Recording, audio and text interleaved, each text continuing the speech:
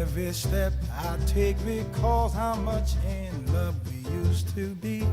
Oh, how can I forget you when there is always something there to remind me?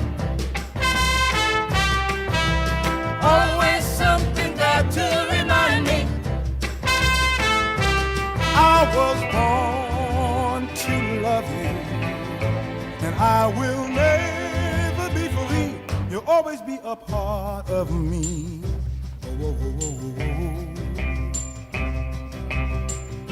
When shadows fall, I passed the small cafe where we were dancing at night. Oops. And I can't help recalling how it felt to kiss and hold you tight. Oh, how can I forget you when there is always something there to remind me? Always something there to remind me. I was born to love you, and I will never be free. You'll always be a part of me. Whoa, whoa, whoa, whoa, whoa, whoa, whoa, whoa.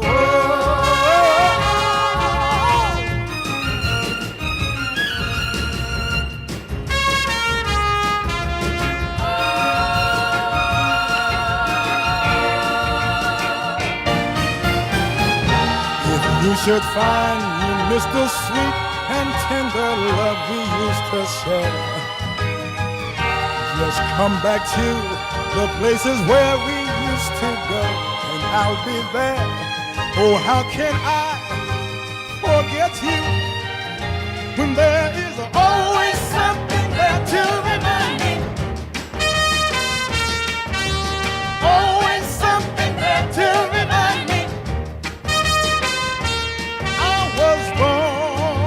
Love you, and I will never be free. You'll always be a part of me.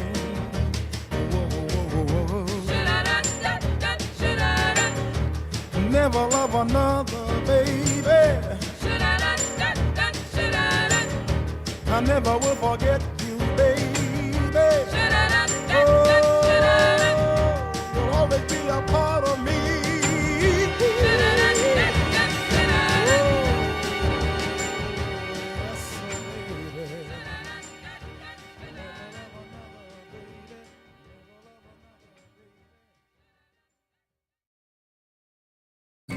Seems I've got to have a change of scene, 'cause every night I have the strangest dream. Prisoned by the way it couldn't be, left here on my own, or so it seems.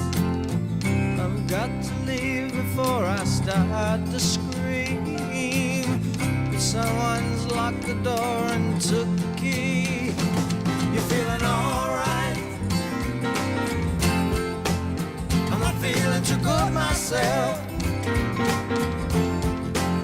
Well, you feeling alright?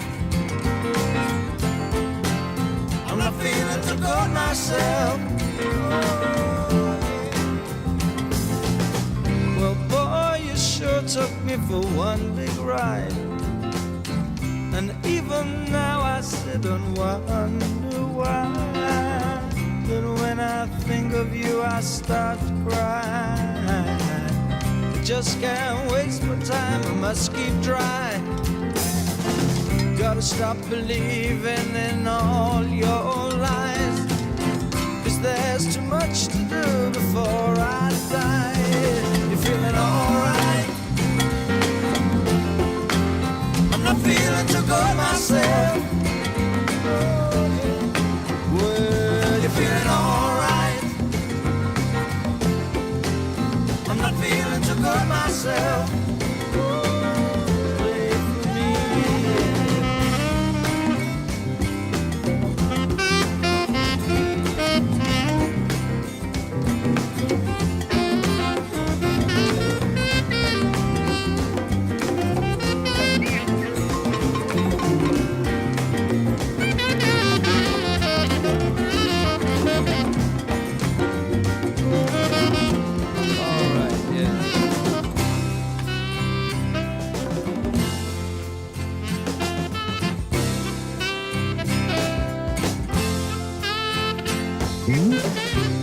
Don't get too lost in all I say.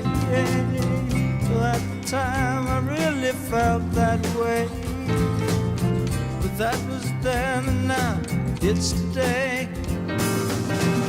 Can't get up yet and so I'm here to stay. Till someone comes along and takes my place, with a different name, just a different face. You're feeling alright.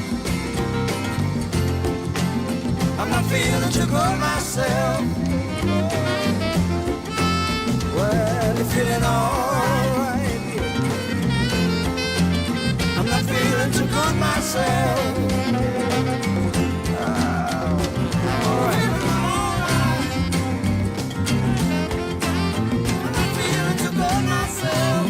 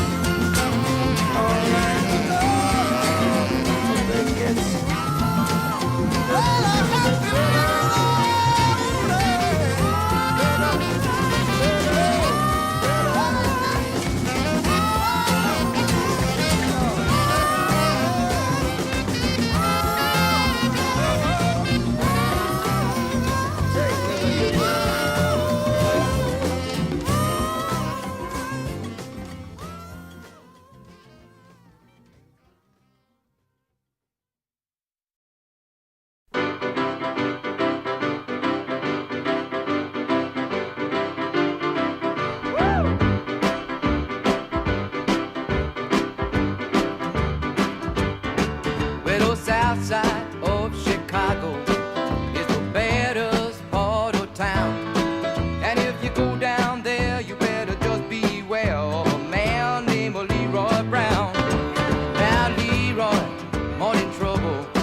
You see, he stand about 6'4". Although downtown ladies call him treetop lover, all the men just call him sir. And it's bad, Leroy Brown. Baddest man in the whole damn town. Yeah! King Kong. Hey! Meaner than a junkyard dog. What's up, everybody? Yeah! Today is going to be maybe. Oh no! Do you guys see this? Oh no. This is. Oh no, I'm bleeding. Help! Guys, oh no. Oh no. This is going to be dude. This is going to be one of the craziest shows of all time. I'm actively bleeding from my mouth. Oh no! Right away. Someone write this down. This is going to be one of those shows, man, that's going to go into the record books as one of the craziest shows of all time. The November 10th, 2025 active bleeding show. Oh, no. Dude, this is bad. This is bad.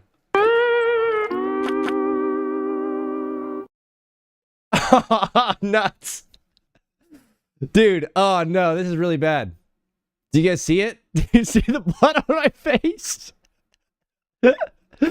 Oh, this is not a good look. And I'm wearing my white jersey. Oh, dude, this is actually bleeding pretty bad at this point. Oh, this sucks. It's like kind of a lot of blood too. I could feel it because I don't think it's gonna stop bleeding as long as I'm talking. Oh no.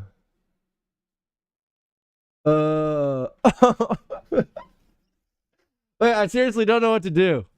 I actually don't know what to do. I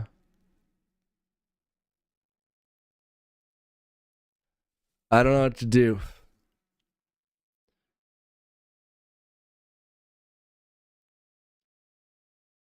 but I'm going to use it for content.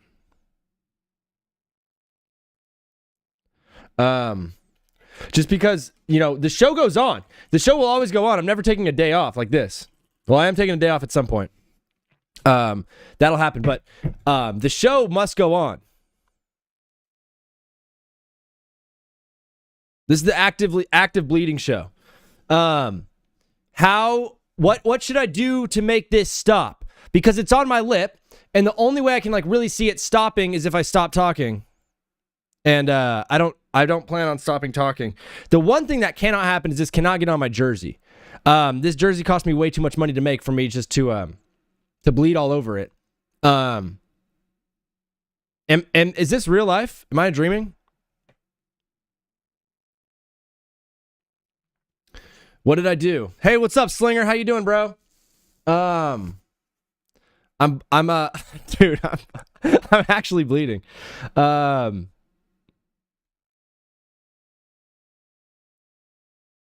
We have an active bleed. This is how do I put this?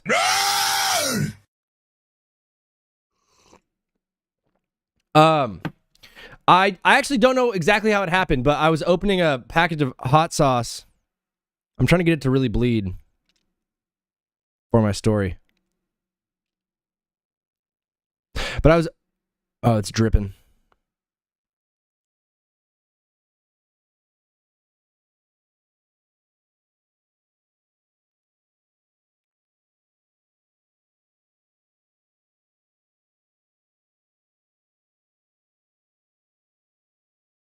Oh, this is bad. Oh, this is bad, bad, bad. I bleed for this, bro. I was opening a package of hot sauce and I was like, oh, dude, oh my gosh, this won't stop. I think I need to change my shirt. It'd be funny though if I do wear a white shirt and it's just covered in blood by the end of the show. I'm like, I literally bleed for this. And in the clips, it's progressively getting worse and worse. I'm actually gonna, I'm gonna. Well, one day we'll auction this off as the most expensive piece of whatever you call it that we've ever done before. This will be this is gonna be the bloody jersey. This is the blood game. Jordan had the flu game. Vini's got the blood game. I'm getting a bunch of random followers on IG, but not on the IG that I want it to be. I just ran into someone outside. So here's what, living in LA is pretty cool. First of all, what up, everybody? Today is November 10th, 2025. It's 12:05. And this is Take Back with Zach, TBWZ widescreen radio. If you don't like my take, well, brother, take back. We have live callers all day. The number is 213-352-5216. If you want to come and call in and talk ball, we got a lot of fun things on the docket today. We're going to be talking about the Bolts staying alive, baby. I need a ha, ha, ha, ha. Staying alive. I need one of those. The Bills are bad at football. The Patriots are a Super Bowl contender. I'm bleeding. I'm not going to... This is going to be one of those shows, man. I don't know how I'm going to be able to do it with this active bleed. And it's funny, too, for you guys, because I can't really necessarily see it or feel it, but I can only imagine that as you're watching the screen, you can just see the blood start to drip down my chin and just get progressively worse. So I don't want to be bleeding. I don't think I'll ever say bleeding more than I am on this show. Unless there's a situation like a Kurt Schilling type thing where he's bleeding from his ankle and we get a bloody sock situation in the World Series one day. But this is probably the most I'll ever reference bleeding or blood in a show. Unless there's an incident in the WNBA. That can happen. That could definitely happen. I think there's something that they could do about it, though. If I'm not mistaken. I'm not really quite... How do I put this? Quite an expert in female anatomy. But I really need this to stop. My chin is so red. I can't really see it too well, but I can just tell my chin is so red. I cannot wait to go live on TikTok and everyone's like, why are you bleeding? I don't know why I'm bleeding. I do know. I was opening. Wow, this is gonna be so annoying. The whole show, man. I got 4 hours to bleed. I'm just on drip. I'm on drip watch. I'm on drip alert. I'm because of my drip. My drip. I don't want to get no drip drop on my drip. Jen, thank you for the follow on Twitch. By the way, thank you for the follow on Twitch. I really don't know where to begin because I went. This happened to me at like 10 when I was making my breakfast. I had a new bottle of hot sauce and I was opening the plastic on the hot sauce with my mouth, and I guess maybe I didn't even feel it happen, but like a sharp corner maybe of the plastic nicked my lip, and now I'm bleeding actively. And so I thought I stopped the bleeding, and I went for a walk, and I literally was testing it by like, I could just tell, oh dude, there's blood on my mic. Oh my gosh. Teeth are not tools. There's mom. Lil C, what's up, bro? Breaking news, Lil C, I'm bleeding from my lip. But I'm glad Lil C is in here. What, dude, Lil C, you deserve one of these, bro. This is your third show in a row, I believe, that you've been chiming in. So we just considered you now an active member of the TBWZ widescreen radio universe. Lil C, talking about play caller duty getting taken by Dan Quinn. Something similar happened in Detroit. Yesterday, Dan Campbell took over play calling duties for the Lions, and they put up 44 points. We're going to get into that and talk about them. As you can see, Lil C, though, I am actively bleeding from my mouth. So I am slightly distracted. I'm slightly distracted. I mean, Lil C, speaking of Commanders, do you still have a hope in this team at all for the season? I'm going to leave you on that one. And, of course, yeah, Bullet Slinger with the news of the day. Breaking news. Brian Daboll has been fired. The Giants have fired Brian Daboll in an insane mid-season firing. Deserved. I'll get into that in a second. So this happened. When did this happen last time, Slinger? Who got fired? Oh, no, Mike, the GM. Oh, geez, dude. This is crazy. This is nuts. This is actually insane. I'm going to have to answer this so many different times. I brought in 4 extra napkins in case I started bleeding. So back to me. I went on my walk, and I was literally, like, testing my mouth. I was, like, hitting my lip, like, smacking myself in the face to see if it would start bleeding, and it didn't. And so it wasn't. So I was like, oh, I think I'm in the clear. I think I'm going to be good. The minute I start the show and the minute I yell, the minute I started yelling, it started bleeding. Lil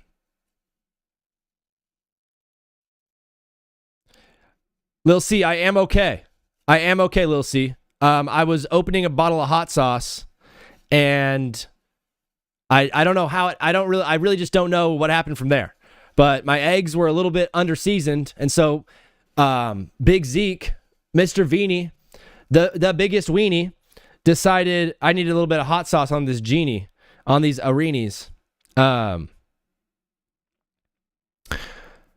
I did that. So I'm bleeding right now. Lil C, what happened, man? Okay, hopefully you're okay. We just lost over our best cornerback in Trey Amos for the rest of the season? Seriously? Weren't you guys... The Washington Commanders and the Chargers are having very similar seasons, bro. They're having very, very, very similar seasons in the fact that they're both so injured and so hurt. But we're going to get into the Bolts in just a second. I'm going to start the show with the Bolts, bro.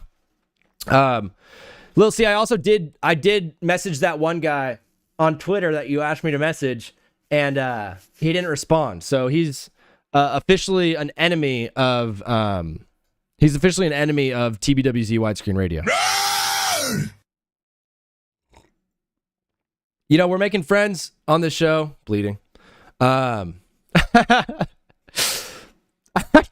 Dude, I need today. Okay, so I don't know if you guys have any gas in the chamber, But I need a clip from today to go super viral. Like super viral. So the whole time during the clip, people are just like, why is he bleeding? Oh my gosh. This sucks so bad, but it's so funny. It's so funny. This has been the longest show of my life and we're 12 minutes in. Dude, this is going to be unbelievably hard. I think I'm going to bleed the entire show.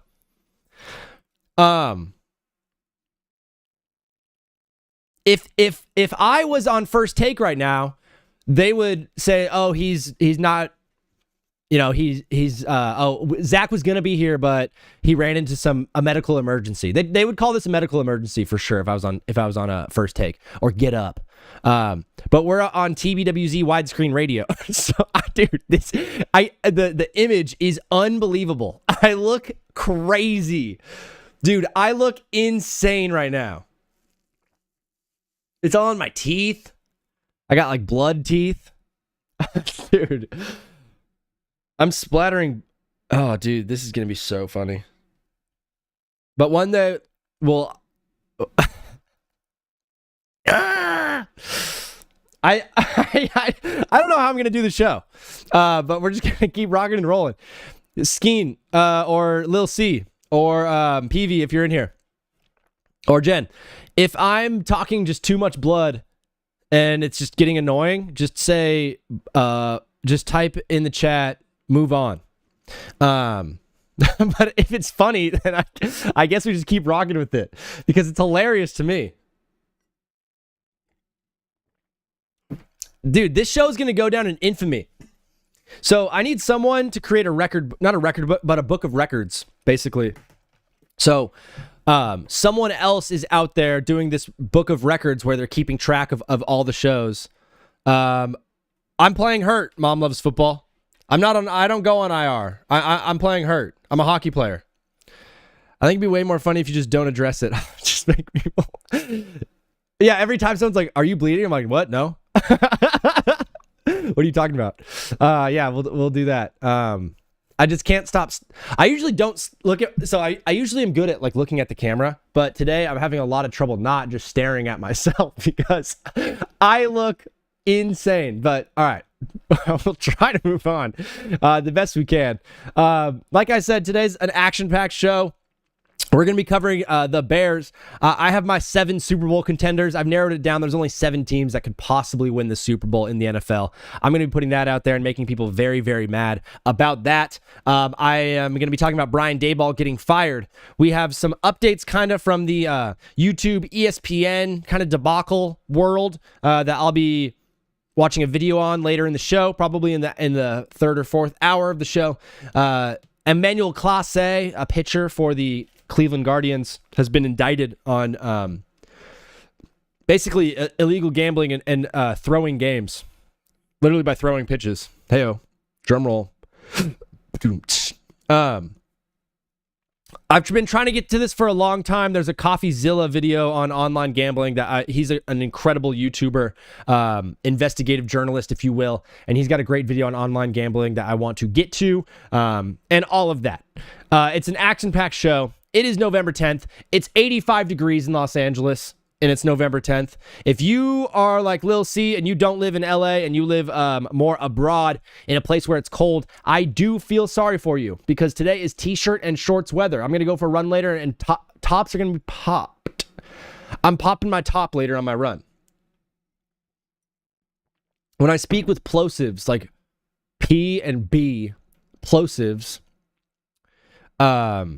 that's why I have this windscreen, this little thingy right here on my mic. That's to help with plosives, so it doesn't make that popping noise. But every time I talk with plosives, I squirt a little bit of blood on my mic. So I'm going to avoid talking about the Panthers, the Patriots, the Commanders. But I am going to start every show the same way we do everything around here.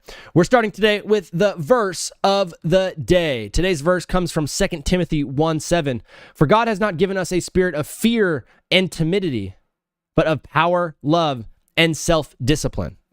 Fear is about the lamest thing you can ever have. Fear is the dumbest thing you could ever live your life operating under. Imagine if you had a child and you told your child, hey, for the rest of your life, I don't want you to ever take risk or do anything scary. You need to live in a bubble, and you need to be afraid your entire life. Hey, don't go after that job because you might get rejected. You're a fear of getting rejected. Hey, don't go after that girl, or don't put yourself out there on the dating market because of fear of getting rejected. Don't apply to that school that's too hard for you because of fear of getting rejected. Fear is absolutely pointless. Fear is pointless. The Spirit of the Lord gives us power, love, and self-discipline. Operate under those. Operate under power. There's no point in fearing man, brother. There's no point in fearing the man in front of you. There's no point in fearing the world. There's no point in fearing rejection. Because everything that you've done that's scary that you've accomplished is the greatest accomplishment you've ever made. The greatest thing you've ever done comes out of fear. So fear should be respected and rejoiced. Fear is something that I literally cherish. If I'm doing something that's scary, I'm doing something right. I operate under this life of courage and tenacity, and we all should, because the Spirit gives me the authority to do so. That is the verse of the day. And then, of course, the movie of the day, State of Play. State of Play, we're doing like an action thriller type vibe. This is a Blockbuster copy of State of Play. It was probably stolen from a Blockbuster long, long ago. But this is action-packed. It stars Russell Crowe, Ben Affleck, Rachel McAdams, and Helen Mirren. Also a guest appearance from Kevin... who's the guy from Ozark? Jason Bateman and Jeff Daniels. I think Jeff Daniels, right? Academy Award winner Russell Crowe leads an all-star cast, including... I already said all this.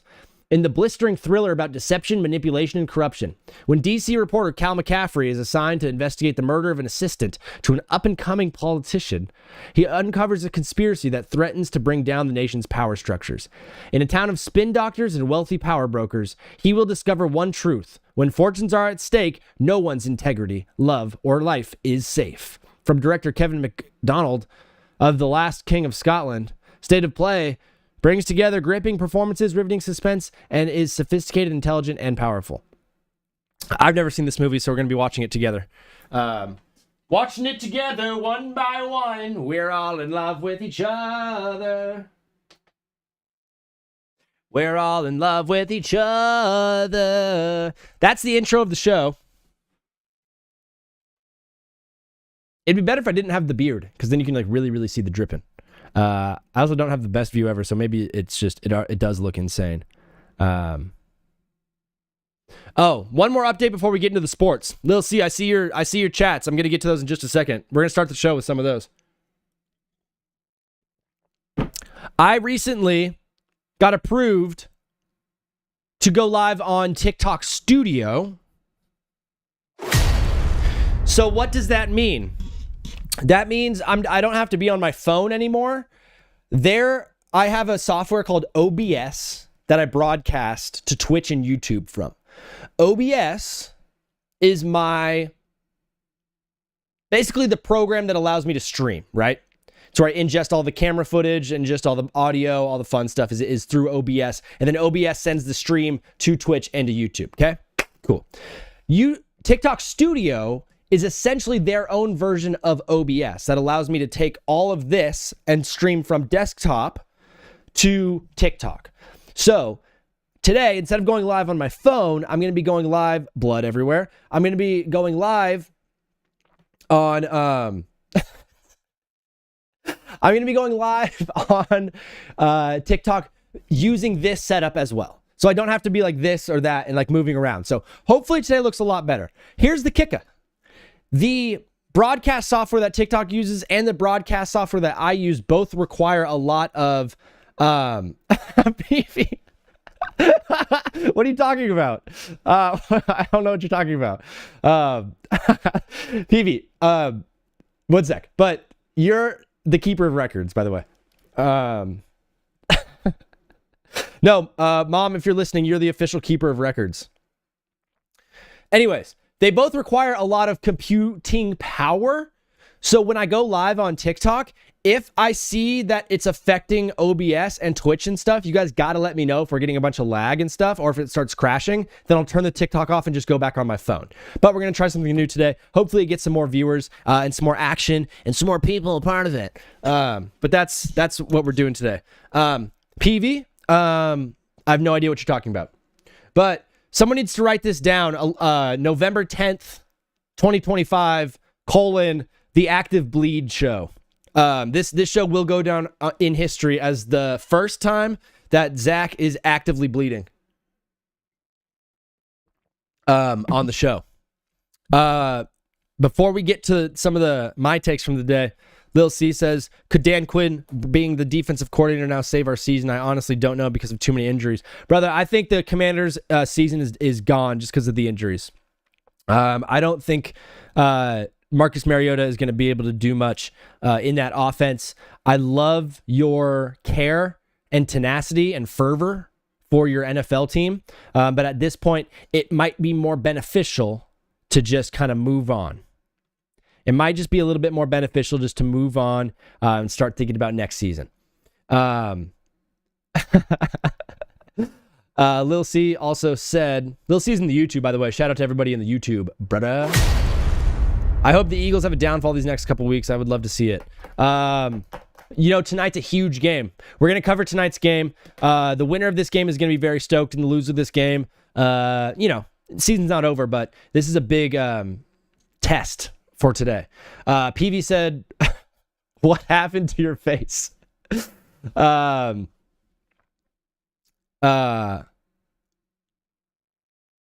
Slinger can't watch it because he has YouTube TV, ESPN. I'm bleeding. It's just something that happens, you know. I hope the other guy looks way worse. Yeah, this was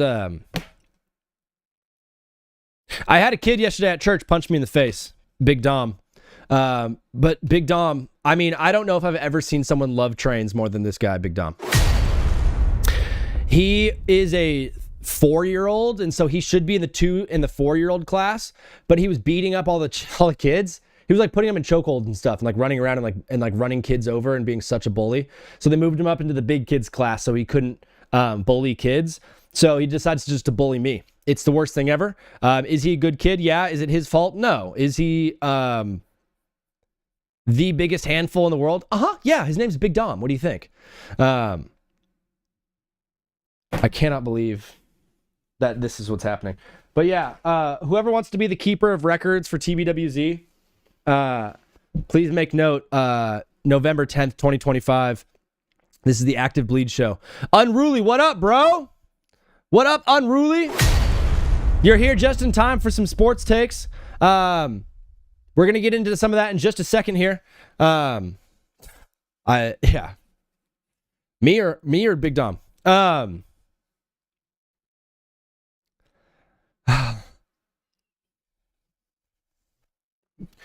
I want to start the show the way that every single sports show in the nation is going to be starting today. Because we all watched what happened yesterday, and we all know how the season's been going, and everyone in the sports world is going to be starting their show the exact same way. And as you know, it's Eli. What's up, Eli? I'm not live on TikTok yet, bro. But Eli, I love, dude, Unruly. That's a good name, too. Someone gifted you a sub last week, I believe. So we're stoked on that. But we're going to start this show that every single sports radio show in the nation is starting their show today with the biggest news of the day. How about them Bolts, baby? Ow! Okay. All right, LA. Okay, San Diego. Bro, go Bolts, okay? Everyone's talking about how bad Aaron Rodgers was last night, but no one's talking about how good the Bolts looked, baby. Are you kidding me? You know, Justin Herbert's playing behind the 30th ranked offensive line in the league, dude. The 30th ranked O-line in the league, bro.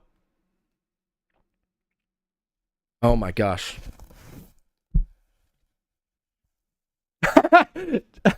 Jen from YouTube says maybe Dr. Brett needs to call in and give his fabulous advice on how to stop the bleed.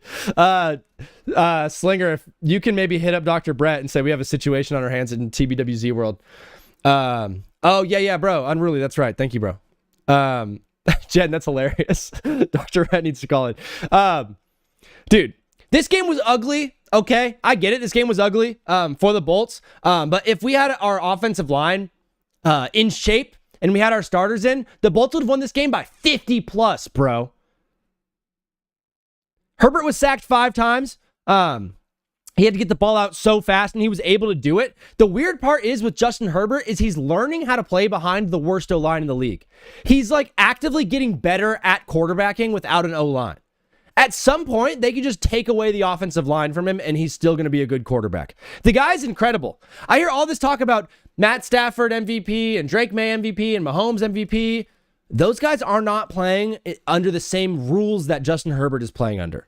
He doesn't have protection, and he's balling out. The defense last night played lights out and didn't let the Steelers' run game get going at all. The Steelers' run game was horrible last night.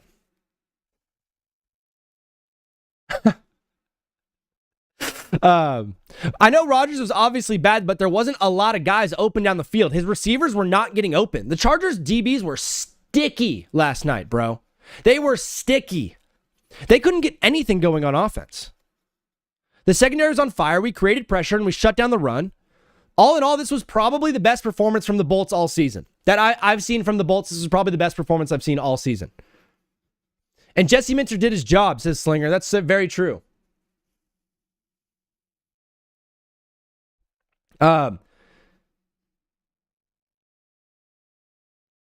This win, and I have a take that's kind of formulating, and you'll hear this a lot throughout the show. I'm talking about O-line and I'm talking about coaching a lot today. This win was a Jim Harbaugh win, no doubt.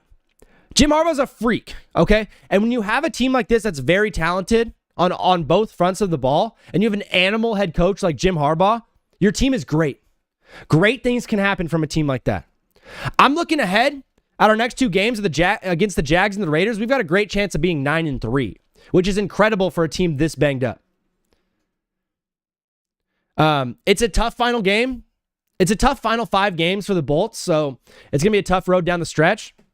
But it seems obvious that the Chargers are going to be able to make the playoffs, even given how banged up they are.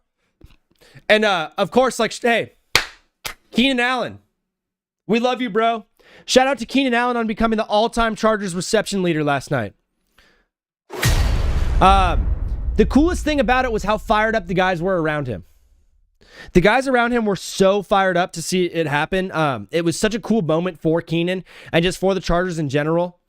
Key came over from San Diego. He'd been with that team for a long time. He took 1 year away from us, which I understand he got a bag, did his thing. But, man, it was so cool to see that happen for him. We love to see that, and we loved that Chargers win last night. It was unbelievable. What a great way to end your Sunday, huh? With a big Bolts victory like that. No. Oh, my gosh. I'm losing blood. Fast. Unruly said Herbert with Stafford's O-line would be putting up insane numbers. Yeah. Dude, Matt Stafford has 20 touchdowns and no picks over the last 6 games. Matt Stafford's been unbelievable. And that wasn't I'm not trying to bring down Matt Stafford or anything. Or those other guys. Like Drake May, those guys are playing really, really good football. They're just not playing under the same horrible circumstances that is the movie playing? That Justin Herbert's playing under. And as good as the Chargers look, the Steelers look so horrible. I mean, at this point, should Mike Tomlin be fired? Seriously. I'm on Twitter today, and all I did was search Mike Tomlin to find his press conference. Steelers fans want him out. Steelers fans want nothing to do with Mike Tomlin anymore. It's his 19th season. And the whole going 9-8, going 500 every year it's pretty overblown, bro, to be completely honest with you. They were 10-7 their past 2 seasons and made the playoffs both seasons with teams that were not very good, just to be honest. They had a negative offensive rating for both of those seasons that they made the playoffs last year and were 10-7 the past 2 seasons. I get it. They're all we do is go 500. First of all, you don't. You go above 500. and you make the playoffs pretty much every year. There was a stretch in there where you didn't for a little while when Big Ben was a shell of himself, and you had Trubisky. Right? Was it Trubisky? Pickett? Who did they have? Who did they have after right after Big Ben? Who did the Steelers have right after Big Ben? Because it wasn't from Big Ben to Pickett. There was a Mason Rudolph character in there as well. Unruly says, my dad's a Pitt fan. I could hear him yelling at the TV. My dad had hated Tomlin since he started. And we're 500 every year drives him insane. Hoping 500 means nothing. Your dad hates Mike Tomlin? I mean, listen, the guy is obviously a good coach. I think it was straight from Big Ben to Mason Rudolph. That's hilarious. What a drop-off. But, the thing with the Steelers fans, like, I understand it. You want to be good, but you are good. You're spoiled is what you are as a Steelers fan. You're spoiled. Both of those seasons the last 2 years where they made the playoffs at 10-7, those teams were not good. Mike Tomlin coached those teams to playoff games.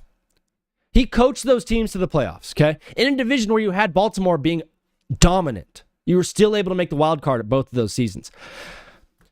I understand why you would want him fired, though. It's been 19 years. It's kind of just like, bro, there's Steelers fans that have never even seen another coach. The Steelers organization in general, stat of the day, I don't know if you guys have known this, they've had 3 coaches in their entire existence as a franchise. The Steelers have had 3 coaches in their entire existence as a franchise. I just think they're done with them. I think it's less about the stats and less about the record, and it's more of just like, man, get this guy out of here. Man, just get this guy out of here. I'm wondering what Mike Tomlin did wrong last night, is what I'm trying to say. Because a lot of that was on Aaron Rodgers not being good, and a lot of that was on the receivers not being good. So you mad at the GM? Because the past 4 or 5 seasons, they've had a horrible offense, and nothing's really changed. They brought in Russ one year. They brought in Aaron Rodgers another year. They brought in DK Metcalf. They got rid of George Pickens. That's crazy. And I know why they did it. They did it because, attitude and stuff. He wasn't a team player. He wasn't a team player because you weren't a good team. I don't know. The whole fire Mike Tomlin thing is just kind of, it's tough. I think they'll move on from him. This season, I don't know.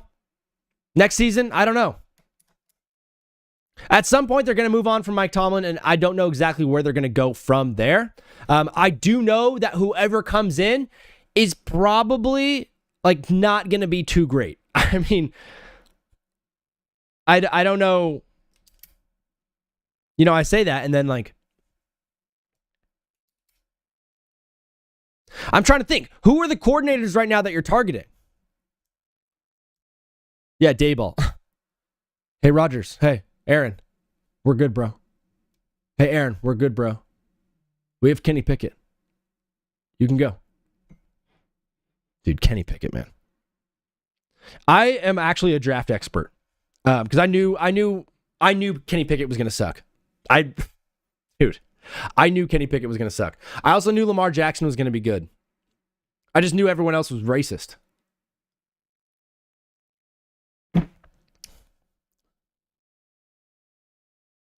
The Active Bleed show is off to it's a bloody good time. Hey, it's a bloody good time,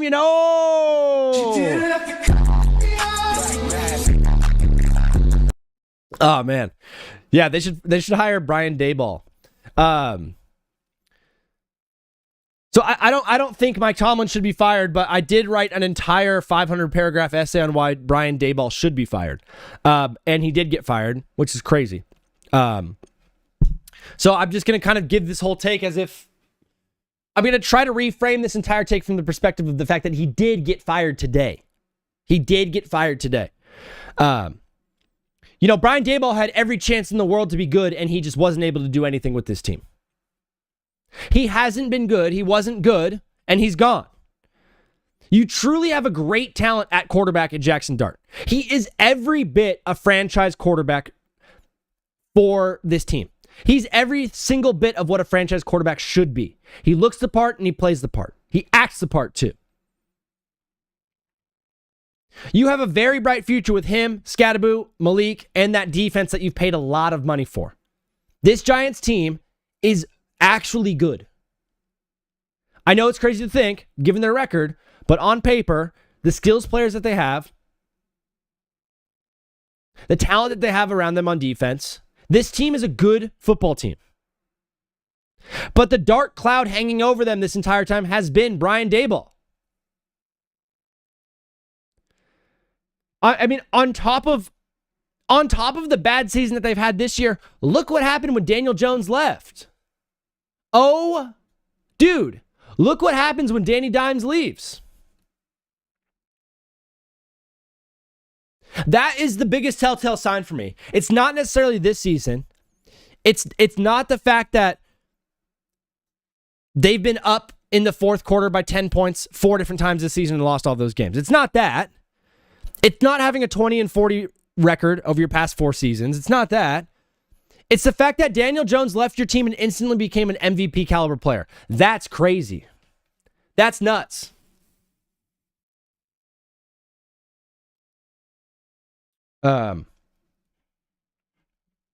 That's nuts, bro.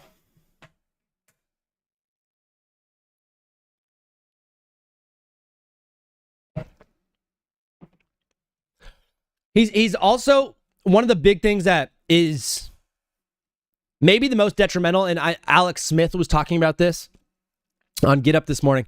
The fact that Jackson Dart has been evaluated for concussions 4 different times this season is incredibly troubling. It's incredibly troubling. Most coaches are going to take their franchise quarterback, their future, their rookie, and say, hey, brother, hey, listen, I love that you're running hard, but we're going to just kind of minimize that. We want you to slide a little bit more. We want you to stay healthy, right? That's what a coach does. Daboll has been coaching for his life. And half the times that Jackson's getting concussed are on QB powers, or on designed runs to Jackson Dart. He's literally putting Jackson Dart in harm's way. You notice Josh Allen, they don't do designed runs for Josh Allen until the playoffs. And then in the playoffs, you're going to see him have 7 or 8 designed runs on like 4th and 4. They're going to just be like, Josh, run it. Figure it out. That's what they're doing with Jackson Dart on like 2nd and 8 in a regular season game in Chicago where you're up by 7 points. He's putting his quarterback in harm's way. I wasn't recording any of that.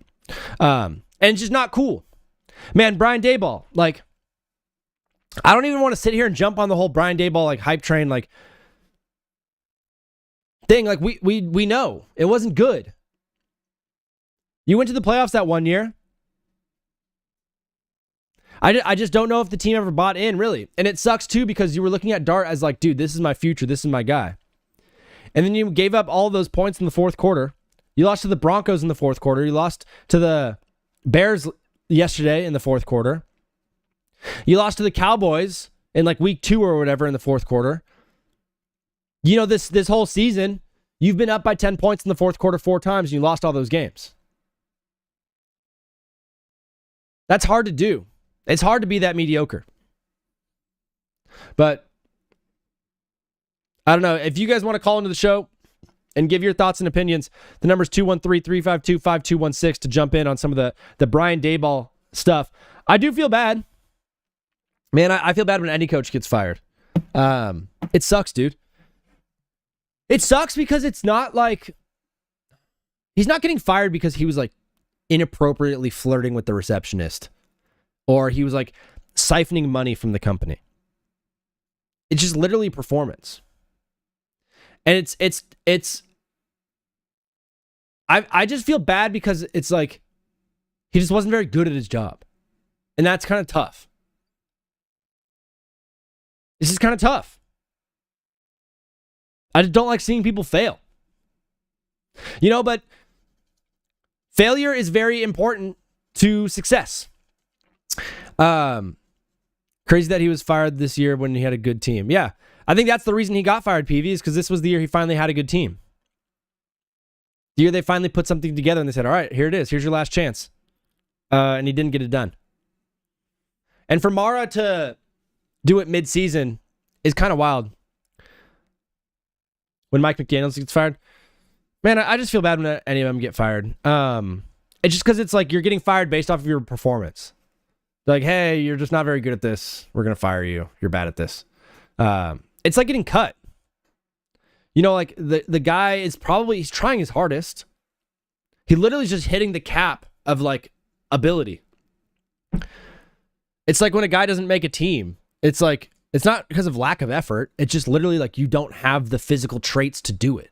There's nothing you could do differently for most cases. So I just feel bad for the human. I feel bad for the human being. I bet he's stoked to leave New York, though. He just doesn't seem like a New York kind of guy to me. And I don't know where they go from here. You know, you got a head coaching vacancy there. You got a head coaching vacancy, it looks like, in Tennessee. You might have a head coaching vacancy in Pittsburgh and one in Miami. Of those jobs, the Giants are probably the most attractive one. The Giants are probably the most attractive job to get. So, am I actually serious when I say this next part? Yes, I am. Because I don't think I ever intend on lying to you guys. Maybe I joke around a little bit. But are the Giants going to call Bill Belichick? Are the Giants going to call Bill Belichick? Is that a possibility at all?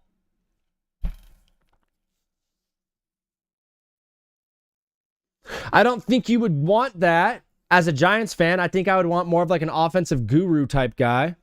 But what offensive guru is out there? You know? Who are we targeting?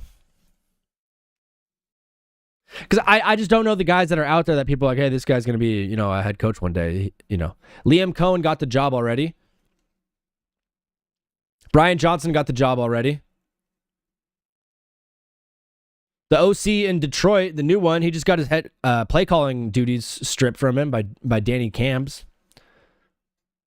The guy in Seattle, who's calling plays in Seattle?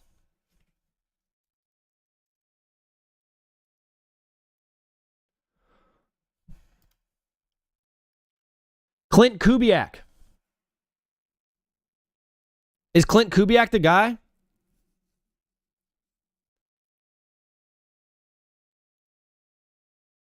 This is Clint Kubiak's first season. I don't know if he's ready to move on. You know, I think you probably want to see a couple more years of him as an offensive coordinator before he moves on to a head coach.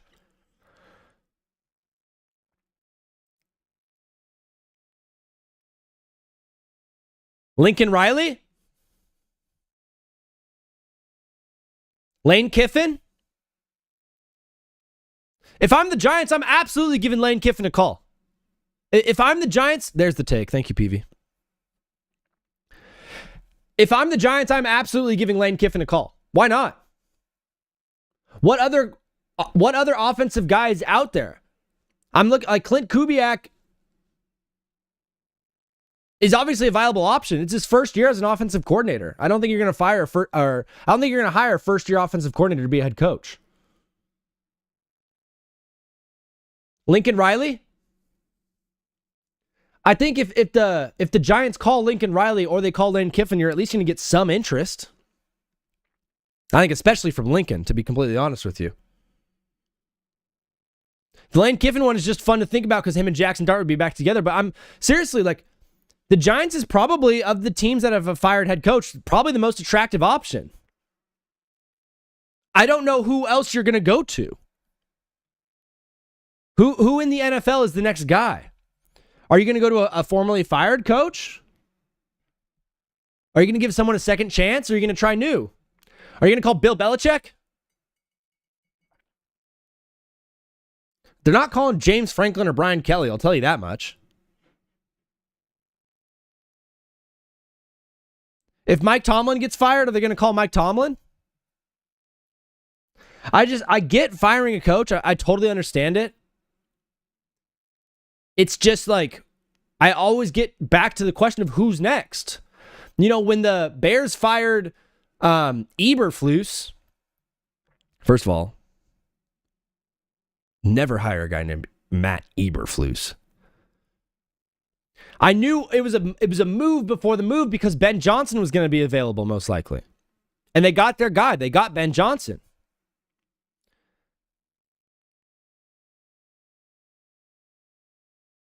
Jesse Minter? Greg Roman? Is Greg Roman going to get a shot at a head coach?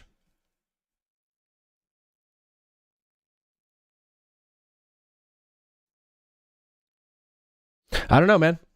Is Zach Taylor going to get fired? I don't know. I don't know where the Giants go, but if I was the Giants, I'd be calling Lane Kiffin immediately. He'd be the first person I call, to be honest with you. Is Chip Kelly going to get another opportunity? Are they going to call Tom Brady? That'd be crazy, dude. That'd be crazy. Do you think Peyton Manning would coach the Giants if they called him and they asked Peyton Manning? That's just a joke. This is just a joke. But like, would Peyton Manning say yes? Would he listen to the phone call if they asked Peyton Manning? Because in the NBA, it happens all the time where they just hire a player. They hired JJ Redick with no coaching experience. Why not in the NFL? Why not hire Peyton Manning? They should hire Colin Kaepernick.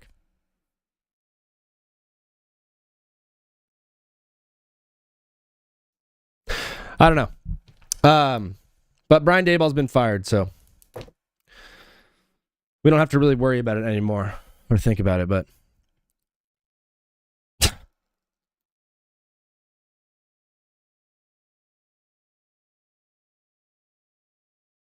I'm trying to think. Dude, Tom Brady would be a horrible coach. Tom Brady would be a bad coach just because he wouldn't be able to comprehend when someone does bad. He's like, I don't know why you're doing bad. Because he's just used to being the best of all time. You know, these guys who, like, Michael Jordan isn't a good coach because he's like, no, just be better. And they're like, dude, I'm not Michael Jordan.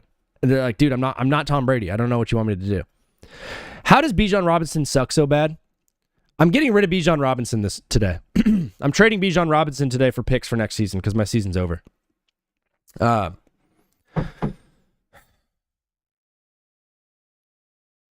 But that game in Berlin was decently awesome. The Falcons played well. The Colts did play whatever. I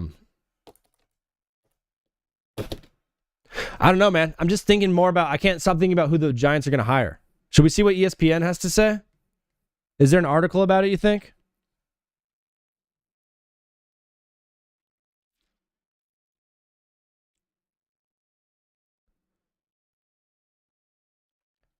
All right, here's this article from ESPN. Terrible ESPN. We hate ESPN here. The New York Giants fired Coach Brian Daboll on Monday after the team blew another double-digit lead Sunday in Chicago. Co-owner John Mara and Steve Tisch said in a joint statement, the past few seasons have been nothing short of disappointing, and we have not met our standard expectations for this franchise. We understand the frustrations of our fans, and we will work to deliver a significantly improved product. Assistant head coach and offensive coordinator Mike Kafka will serve as the interim head coach. Joe Schoen will remain the team's GM. We feel like Joe has assembled a good young nucleus of talent. Yeah, I agree. Joe has assembled a good young nucleus of talent. Unfortunately, the results of the past 3 years have not been what any of us want. We take full responsibility for those results and look forward to the kind of success our fans expect.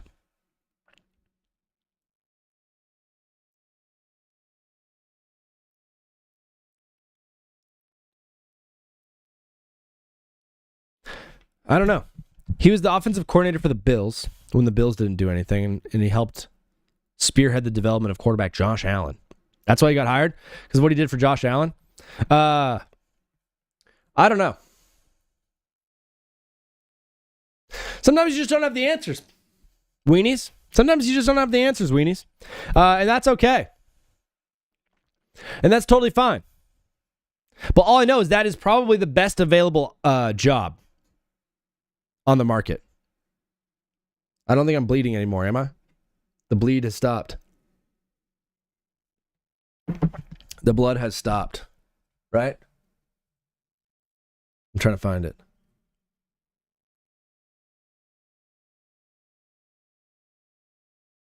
How did it stop bleeding? Because I didn't do anything.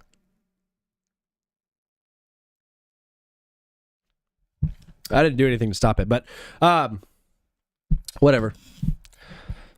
I probably looked like such a freak today on my walk. I was like smacking my mouth to try to get it to start bleeding to see if like it actually stopped and just kept going. and kept getting worse. But yeah, man, yesterday was a great day of football. It was super fun. It was a great day of football. I just can't get over how good the Chargers looked last night. And the frustrating part is, I still don't think we have the legs to win the Super Bowl. And I don't have them in my 7 Super Bowl contenders list. Because I did create a list of the 7 teams that I do think can win the Super Bowl. And the Chargers are not on there, but the Patriots definitely are. So that's for you, PV. The Patriots definitely are on that list. All right. I don't have us in there, Slinger. What happened this weekend? The Browns lost to the Jets. The Browns are so garbage, dude. Oh my gosh, the Browns are garbage. The Panthers are absolutely fraudulent. The Panthers, dude, like, I had a bunch of Panthers fans in my comments because I posted a clip about them trading Bryce Young for first-round picks, and it was such a mixed... We were talking about that on Friday, but it was such a mixed result of, like, some people were saying yeah, and some people were saying, like, we wouldn't take him for a third.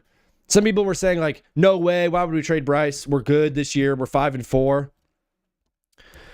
And I called them, like, down. I said, as down and out as they seem, they always find a way to battle back in these games. And guys were like, down and out? They're 5-4. They're a good team. They're a good team. What are you talking about, idiot? People called me idiot. Seriously. People called me the I word. And then they do that and they lose. It's just, you're frauds.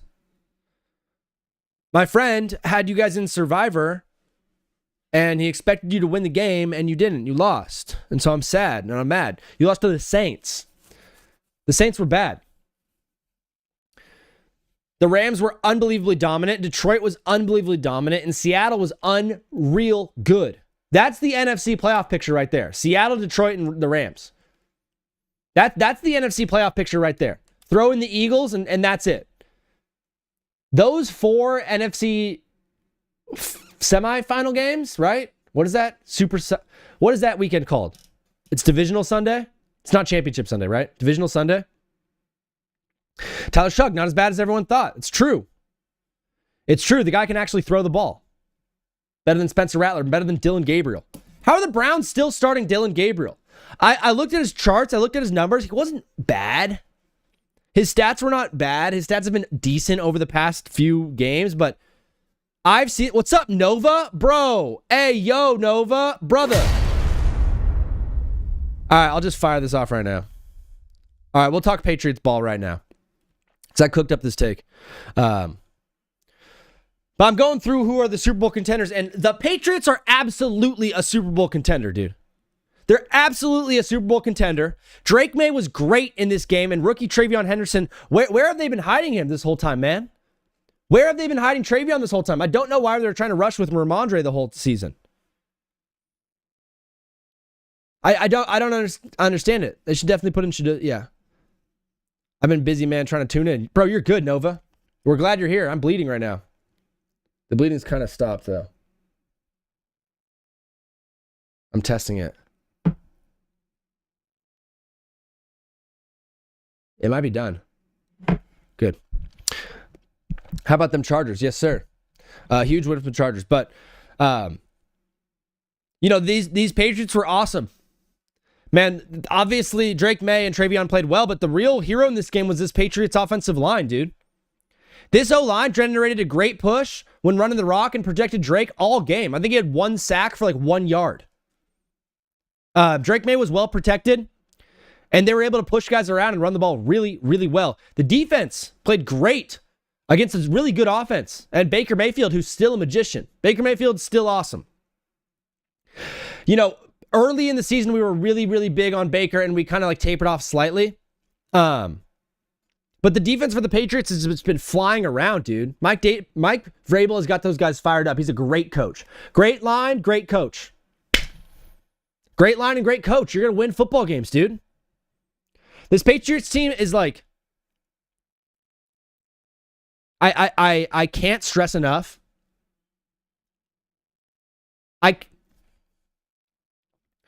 They're so well coached. They're so balanced. They're top 10 on both sides of the ball, and it absolutely pisses me off, dude. It makes me so mad that they're good. We went through decades of this franchise running the NFL. 20 years of my life were stolen by this Patriots team. And finally, dude, after my entire life, finally, the Patriots were not good for 5 years. And now they're all the way back. I hate them. I hate them. I hate them. They had 5 down years, dude. Life was good. And it's so lame that they're all the way back. It was 20 years of this. 20 years. And now I'm looking at this quarterback and this coach and this team and this organization. I hate them. I hate this Patriots team so much, dude. I hate this organization. I hate the fans, except for the fans that listen to this show. Nah, I kind of hate Brick. It's so lame. It's lame, dude. It's lame. It sucks. I don't care. It sucks because there was a moment there 2 years ago where I was like, you know what? I grew up in my entire what the hecky, bro? Whoa, what? My entire childhood was stolen from me by this Patriots team. Absolutely stolen from me by this Patriots team. And I took a moment last year and I said, man, how great is it that my kid is going to grow up in a world of parity where the Patriots are not running everything? And here we are. Here we are. We're right back to it. It sucks so much, dude.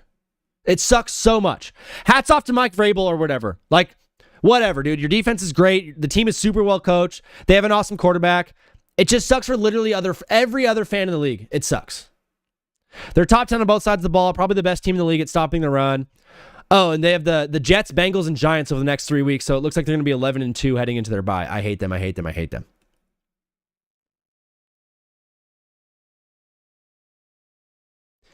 May played great.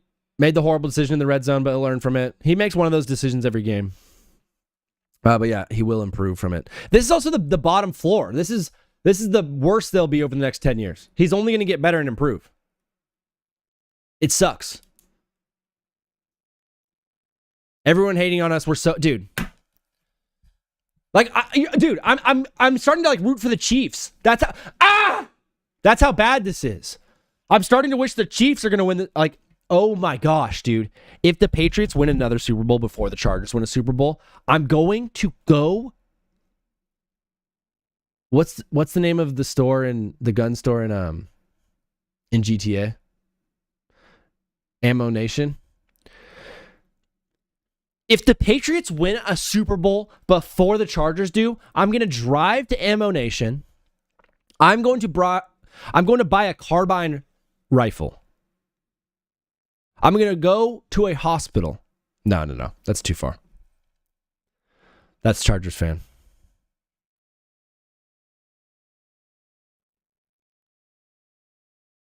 It just sucks. It's actually not good for the league. When the Patriots are good, it's actually just not good for the league. Sorry, I said it. All right.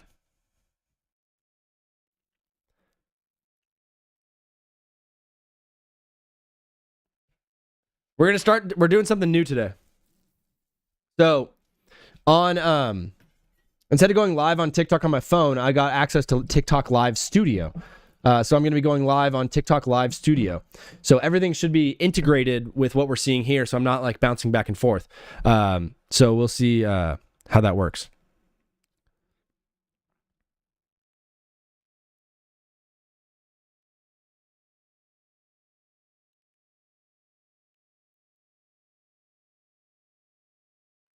I wonder if it's going to be better or worse.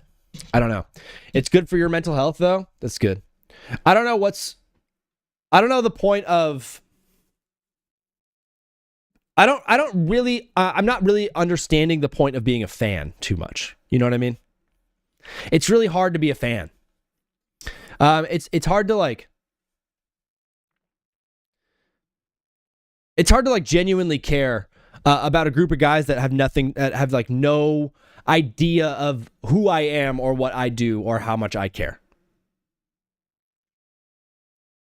It's really sad. And I'm trying my best to get over it, but I think what's going to happen is this team is only going to improve and only going to get better. And Mike Vrabel is an incredible coach. And I don't think there's any sort of like slowing down. I think they're going to continue to be dominant, and it's going to ruin my life. It's going to make me absolutely so sad. But the Patriots are absolutely back, and it sucks. And they're one of the 7 teams I think can win the Super Bowl. I only have 7 teams that can win the Super Bowl, and it's going to like really make people angry, and really get people going. But if you guys think, I wonder if you guys know the 7 teams that can win the Super Bowl along with me. Put it in the chat. Put the 7 teams in the chat that you think can win the Super Bowl. What's up, Greg? What's up, Ryan? We're talking ball.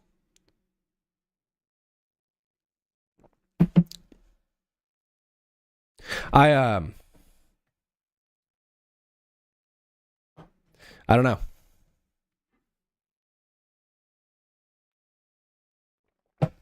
I don't know. But there were more games than just that. Obviously, the Patriots game was dominant. They were very, very good, and that was one of the better games of the day. Baltimore and Minnesota played in a decent game. The afternoon games were so bad, dude. What's up, everybody joining in? If you guys have sports takes, fire them off. Hey, Chattahoochee, thank you for the live. Thank you for the follow, bro. But if you guys have any sports takes, fire them off in the chat. We're getting to them. And we're going to get through all of them. And if you want to call into the show, you can call into the show live. The number is 213-352-5216. If you can call in and want to be a part of this thing, please do. Please do, because the show only goes as far as you take it. But of the football games yesterday, we're obviously stoked on what the Chargers did. But one of the biggest, gnarliest, craziest results of the day was this Miami and Buffalo game. Let's see. Nova says Seahawks, Patriots, Eagles, Chiefs, Colts, Rams, Lions. Brother. Slinger says Rams, Pats, Colts, Seahawks, Lions, Bolts, Eagles. Okay. Those are literally the 7 teams that I have. Those are the exact 7 teams that I have as able to win the Super Bowl.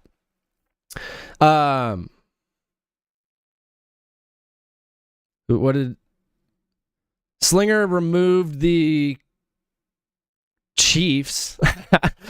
He took the Chiefs off and then added the Bolts. I do love that for him, and I love that for us. But yeah, Nova elite ball knowledge. I have the exact same ones. But the Buffalo and Miami game was unreal, dude. I can't believe Buffalo lost this game. If Josh Allen wasn't on this team just looks like the New York Jets, dude. If Josh Allen is not on this Bills team, they're the Saints. They're the Titans. This team is like bad. Oh my gosh. Guys, we're getting a call right now. Dude, we're getting a call right now from one of the greatest people we've ever had join this show. Oh my goodness. Brother, it's the Electric Philly guy. What's up, bro? Electric Philly guy. How you doing, bro? My man. How you doing, dog? I just gotta say, yeah, that the Eagles will be the Eagles will beat the Packers by 14 points. Bro, Electric Philly guy has the Eagles winning tonight by 14 points. How are they gonna do it, man? Are they gonna do it through the air or on the ground? They're gonna do it through the air. Okay. The defense sucks ass. I love it, dude. I love it, bro. Do you have a prediction on how many yards or touchdowns? What's up, Jalen Hurts is gonna go. He's gonna throw for like 233 yards, 0 interceptions. Okay. Maybe about like 3 touchdowns, and about like 2 tush pushes. You know what I'm saying? Yeah. Yeah. Saquon's gonna get like 56 yards because we're not giving him the ball. We're giving Devonta Smith the ball. Okay, so we're going to be passing the ball, and we're going to get at least 2 tush-push touchdowns? Yeah, man. Are we going to score any defensive touchdowns? Nah, defense sucks ass. But you're going to win by 14. All right, he's out. Dude, Electric Philly guy. Bro, unbelievable. We love the Electric Philly guy. Every time he calls in, we love to see it. Amon, what's up, bro? I'm up 2 points with A.J. Brown, and he has Devontae. Do I win? Ooh, that's going to be a fun one. We'll see, dude. Miles Kim, Irving, Kelsey, Jefferson, and Dak for Egbuka, McBride, Spears, and Brissett. Hey, Miles, I just don't believe in trading your entire team for another group of guys. You know what I mean? It doesn't make a whole lot of sense to me, but I don't know. Like, you're trading like half of your starters for another half of his starters, which is kind of wild. And then Greg is tagging at Joe. I didn't know Joe was a part of this show. But Greco's collection, what's up, dude? Yeah. If you faced Jonathan Taylor this week, you lost in your matchup. He was unbelievable. So here's my take on fantasy football, okay? And this is kind of something that resulted from yesterday, of course, but this is something that I've been cooking up over the past few years. This idea that we have defense and kickers on our fantasy football rosters is stupid. It's dumb. I hate it so much. That's not what matchups should be coming down to. I played against the Seahawks defense and Tyler Loop yesterday. My opponent had a combined 35 points from his defense and kicker. That sucks. That's stupid. That's not the game. For me, this should be an offensive game. It should not be about what the defense and the kicker do. Like, that's stupid, and it makes me very, very mad and unhappy. Am I going to lose? Yeah, of course I'm going to lose. And my season's over because of it. And it looks like I'm going to be dropping my entire roster because of this move, because of what's happening to me. So I'm really mad. I'm really sad. I don't know, bro. I don't really do. I'm not a big fantasy advice guy, but if you follow, maybe I'll help you out. It's just not. It's very lucky, Nova. It's very lucky. Because you can have a team score 35 points and he kicks 5 extra points, he gets 5 points. Okay, cool. That's whatever. Or they can score 9 points and be a horrible offense, but all of them are 50-yarders and he gets 15 points for that. That's so dumb. AJ Brown is going to have more points than Devontae. I don't know. Just guessing. I'm not that good at fantasy. I'm not very good at fantasy. My season's over. But the defensive one is stupid because you're betting on like an entire unit. You're like going after an entire unit. And I hate it so much. You should be graded based off of the offensive players that you have, not off of a defensive unit. And I guess that's just me, because no one else agrees. Everyone's like, why would we not have defense and kickers? It's one of the best parts of the game. No, it's stupid.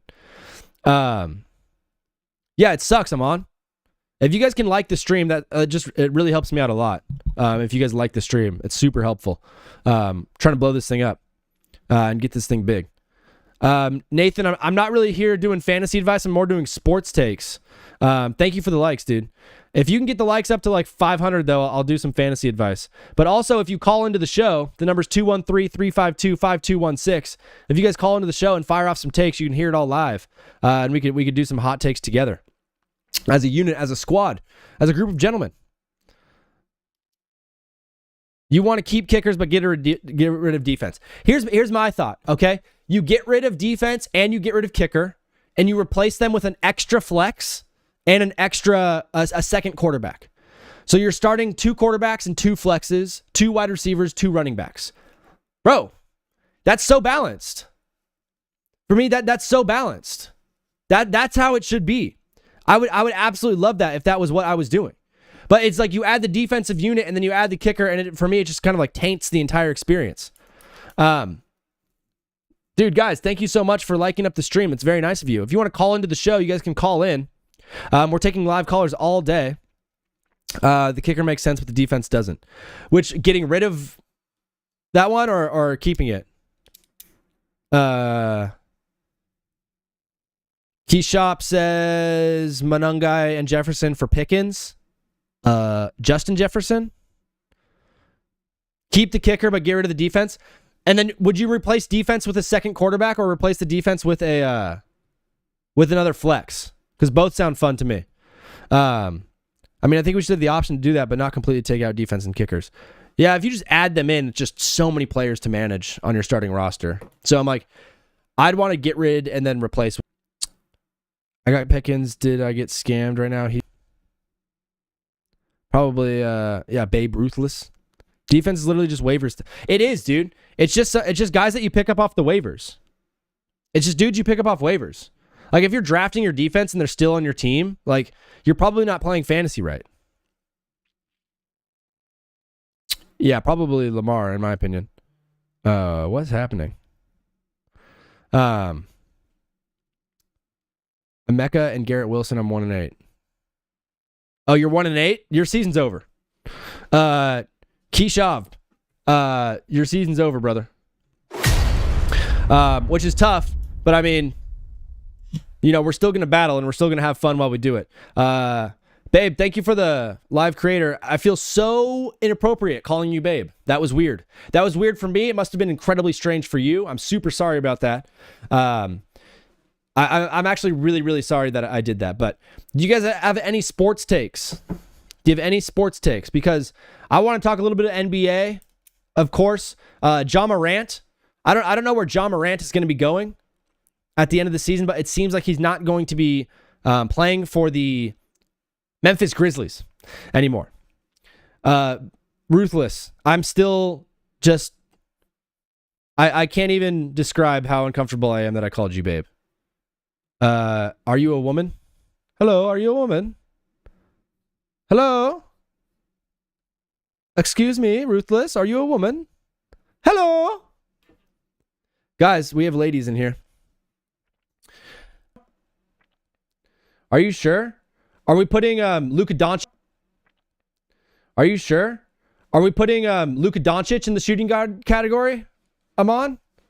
Are we putting Luka Doncic in the shooting guard category? Because I think there's one better than him, brother. I think there's one better than him for sure. Something's happening. Jesus is Lord and he loves you. Repent before it's too late. Jesus is Lord. Yes, sir. Look, WWJD. I got the WWJD drip. I got that WWJD drip. What you know about that? My stream is crashing all over the place. Luka is a point guard. Okay. So is Kevin Durant a shooting guard? It's not D-Book. It's not D-Book. Although D-Book is very good, man. D-Book is very good. Are you high on the Suns for the rest of the season? Do you like what Jalen Green adds to that team? Do we like what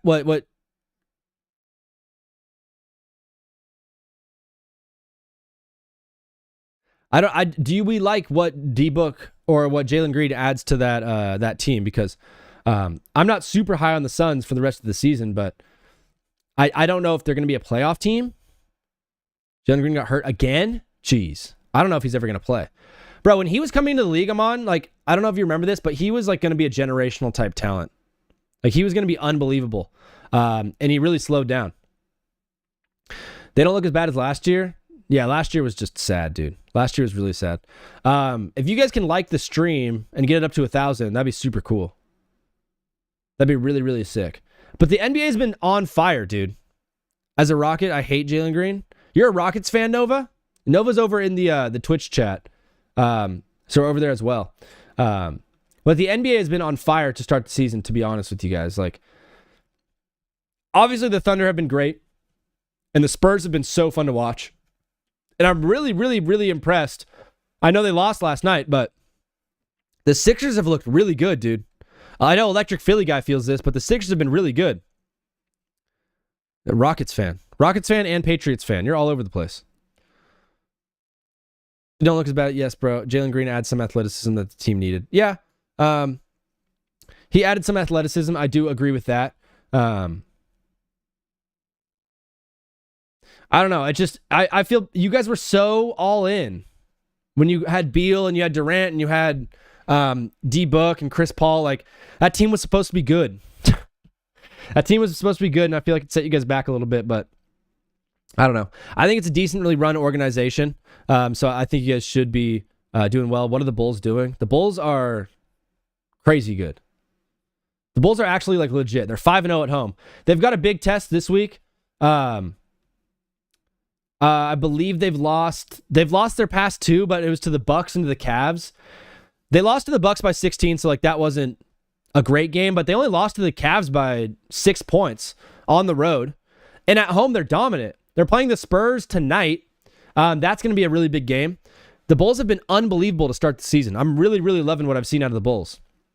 They've been really, really sick. Oh, you guys almost have it up to 1,000. Thank you so much. Keep that thing going and follow along. But the Bulls have been great. Luka Doncic has been unbelievable. I'm a Lakers fan, so I'm a little bit biased. But they've been very, very good. Giannis has been incredible. Victor Wembanyama has been awesome. The Mavericks really, really suck. Ja is getting traded. People are saying Ja going to the Heat, but I don't agree. I was thinking about the Heat as well. If you think about like where Ja Morant could land, right? It has to be to a team that like needs a superstar type caliber player. Because is on the verge of being a contender. So when I'm looking at teams let me backtrack.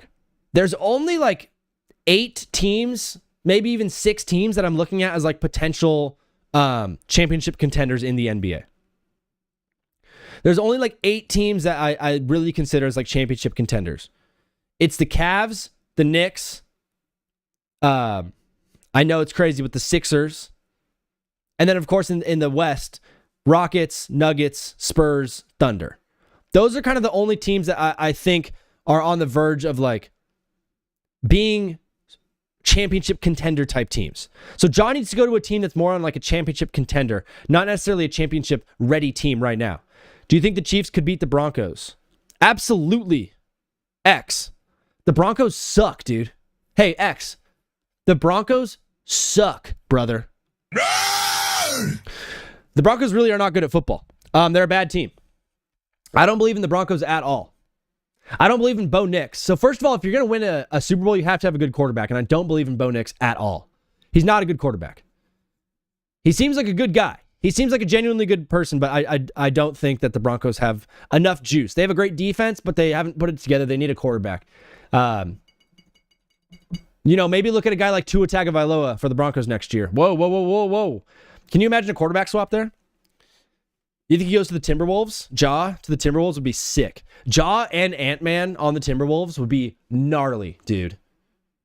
That would be so fun. That'd be really fun to watch. And Ja's passing is very underrated. He's an underrated passer, so him going up to Rudy would be really, really nice too. Jalen Suggs is not really doing it this year for Orlando. I could see Orlando potentially going in on Ja. Anthony Edwards to the Lakers? That'd be sick, Slinger. Do you think the Timberwolves will ever sell Anthony Edwards? No, they never will. They never will. But the NBA has been super fun. I've been really enjoying the start to the season. I'm super impressed with what Detroit's been doing. Detroit beat Philly last night. They looked really good last night against Philly. Yeah, Anthony Edwards is my favorite basketball player. Did you see last season? Ja would need the ball too much in an already crowded room. I don't know, dude. Ja's a good facilitator. He's a facilitator. The thing that sucks about Ja Morant is he can't shoot. He's a career like 1.3 threes per made a game type guy. He makes 1 3 a game. I'm not really a big like add a guard who can't really shoot type guy. But Ant Edwards is the sickest player in the NBA. Last year it was so dope when he after the game when they beat the Lakers, he walked around Staples Center like talking crap to all the Lakers fans. It was unbelievably funny. It was so hilarious. It was so funny. But I'm going to put this on text real quick. But I'm going to do my top 7 my 7 Super Bowl contenders. Amon, where are you located, bro? I'm not trying to figure out like where you live or your address, but like what's up? Because you're a big D Book fan and you're a basketball enjoyer. So if you live in Phoenix and you're a basketball enjoyer, you're in the Bay Area and you're not a Warriors fan? Text.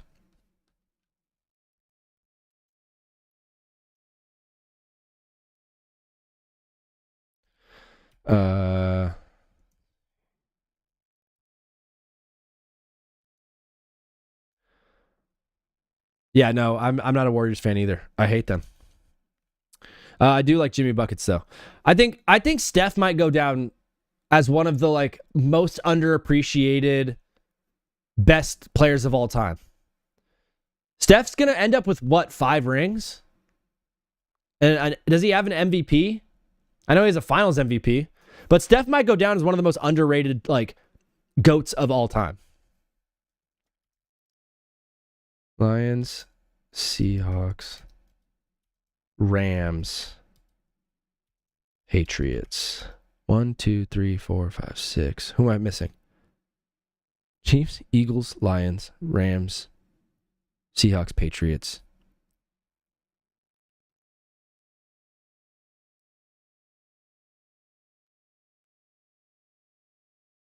Colts.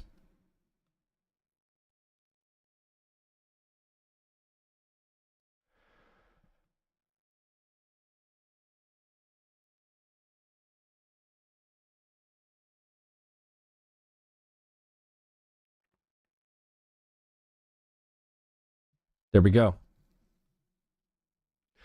Low-key, I think people aren't putting respect to the Seahawks. Amon, I can't see my screen. Did the text pop up right over here with the 7 Super Bowl contenders thing?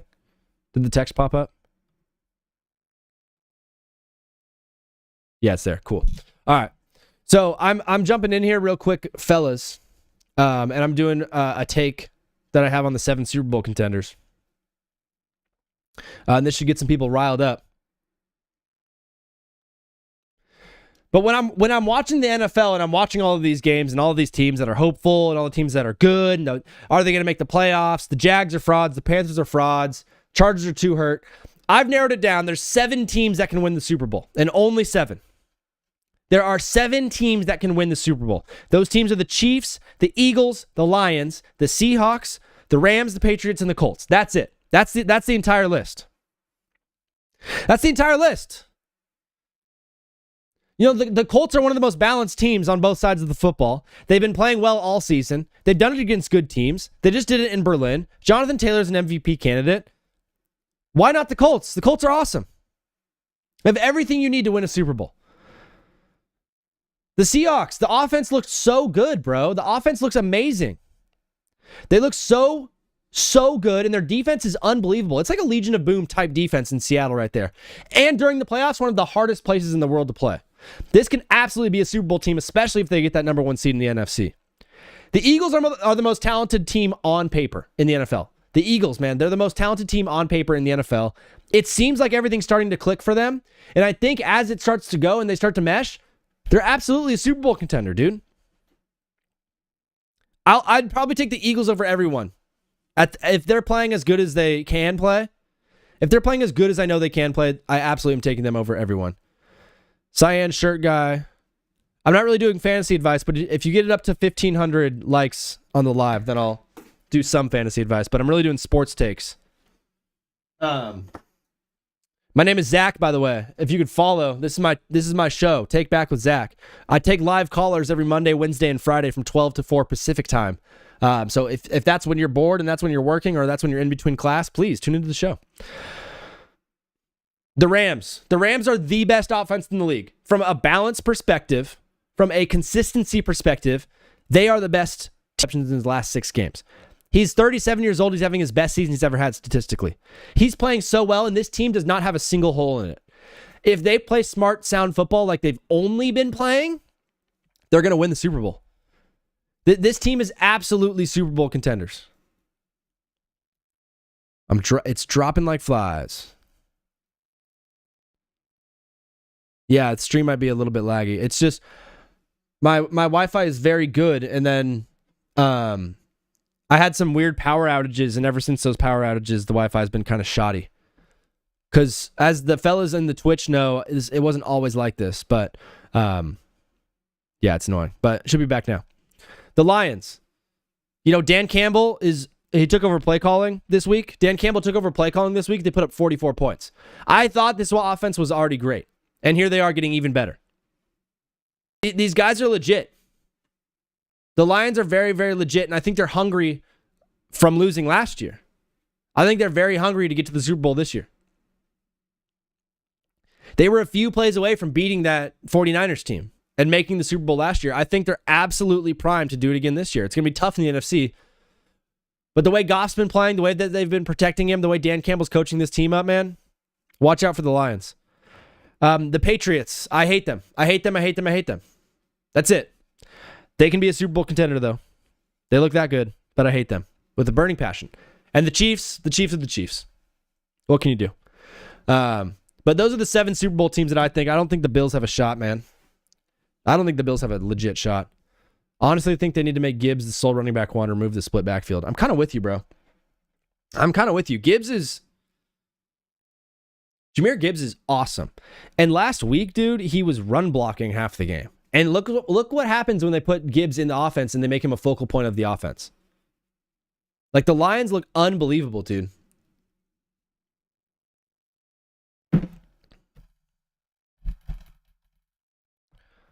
I'm trying everything. I need to move out. I need to move out of my place. I think I just need to move. I need to move. But in Los Angeles, it's hard to move. It's tough. And the idea of moving is just so daunting. It's just so much work. Like, I don't know if, like, moving out of your place and getting a new spot is so much work, dude. It takes a village of people. David Montgomery doesn't really deserve a spot. Dude, they could trade him, too, for a good piece. I think David Montgomery would go to a team for, like, a decently high price. I think he could definitely make a move to a good team. Obviously, they didn't trade him at the deadline, but in the offseason, I don't think he's someone they should re-sign. The Panthers should implant what the Lions are doing. The Panthers, man. The Panthers, like, their offensive line is really, really solid. They've got a good O-line. I just think there's a few pieces away from actually being like a legit team. I think they're a few pieces away from actually being a legit team. These Panthers. But I do like them as a squad. Amon, you've been electric, dude. I'm going to hit you with a follow after this show. You've been electric, bro. We're lucky to have you in the TBWZ widescreen radio universe.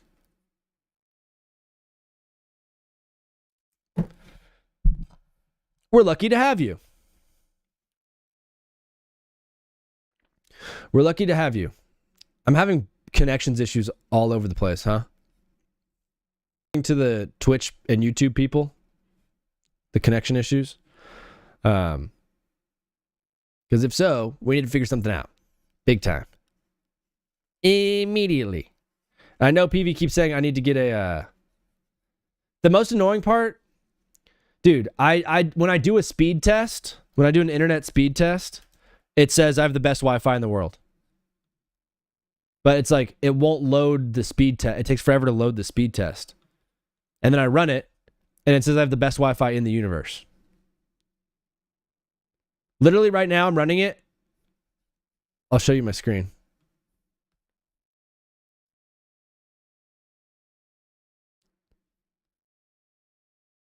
Look at this thing. Your internet connection is very fast. Your internet connection should be able to handle multiple devices, streaming HD videos, video conferencing, and gaming at the same time. Cool. Hey, how about just work? How about just work when I need it to work? You loser. You dingus.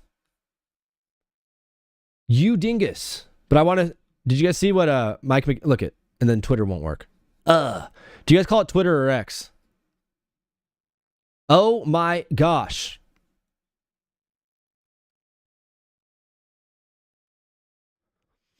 I want to know what love is. Did you guys see this? Vlad Guerrero Jr., his hometown in the DR, threw a parade for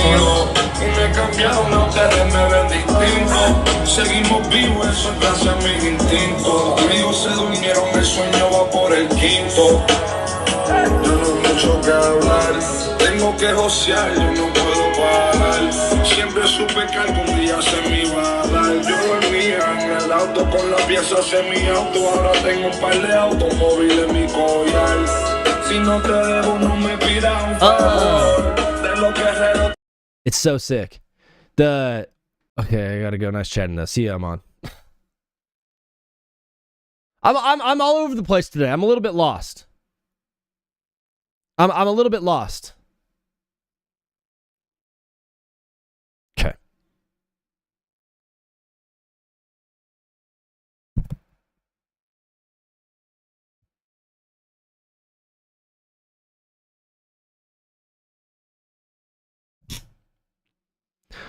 Huh. I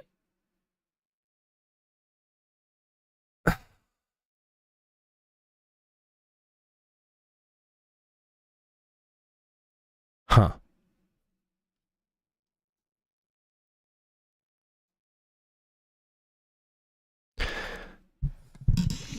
And it's not even just so part of my thinking, it was like, obviously my roommate is home more than he used to be, and he is working and stuff and utilizing the Wi-Fi. But it's also bad when it's just like me at home at night and no one else is here. I was here the other day and I had nothing else on. It was just me and like the Wi-Fi on my phone, and that wasn't working either. So I don't know if PV or Slinger are in here, but is it literally dropping? Is the stream dropping like every 2 seconds, or is that just what I'm seeing?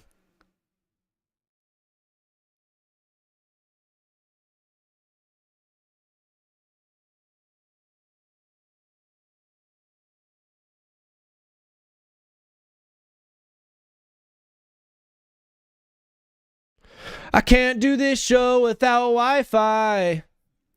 I can't do this show without Wi-Fi. I'm turning off the TikTok.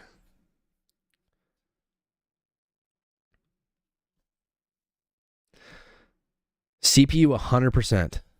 Yeah, end now.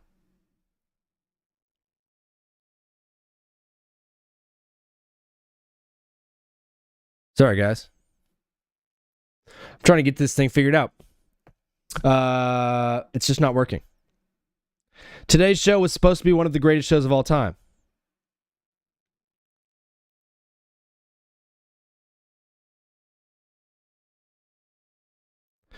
Today's show is supposed to be one of the greatest shows of all time. It was the Active Bleed show. We had Electric Philly guy call in, and it's turning into one of the most frustrating shows ever. And the way that I know, I don't know what to say about my way. Okay, we need to cut this.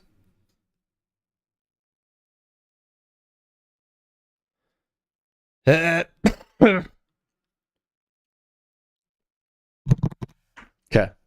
All right, guys, I have to move. I'm going to be looking for new apartments. Let's do that together. That's what we'll do. I have to move. It's official. I'm moving. All right, so let's do Zillow. Look at that, bro.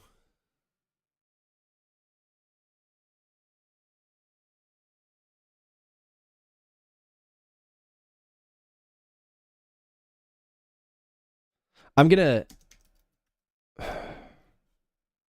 Los Angeles. Los Angeles. What? I'm gonna how do I put this? This is kind of the area that I want to live in. Skid Row. No, it's kind of like where should I move, guys? We're doing this together. We're house hunting. So first of all, I think I'm gonna move east. It's either I move east or I move west. So I'm looking at this Highland Park, Eagle Rock, to kind of, yeah, I'm looking in this area right here, this general bowl right here. This is your Silver Lake-ish, kind of like right around here, Los Feliz. Echo Park is right around here. I'm looking in this bowl. So here's what we're going to do. We're going to remove the boundary and we're going to draw. So I'm looking at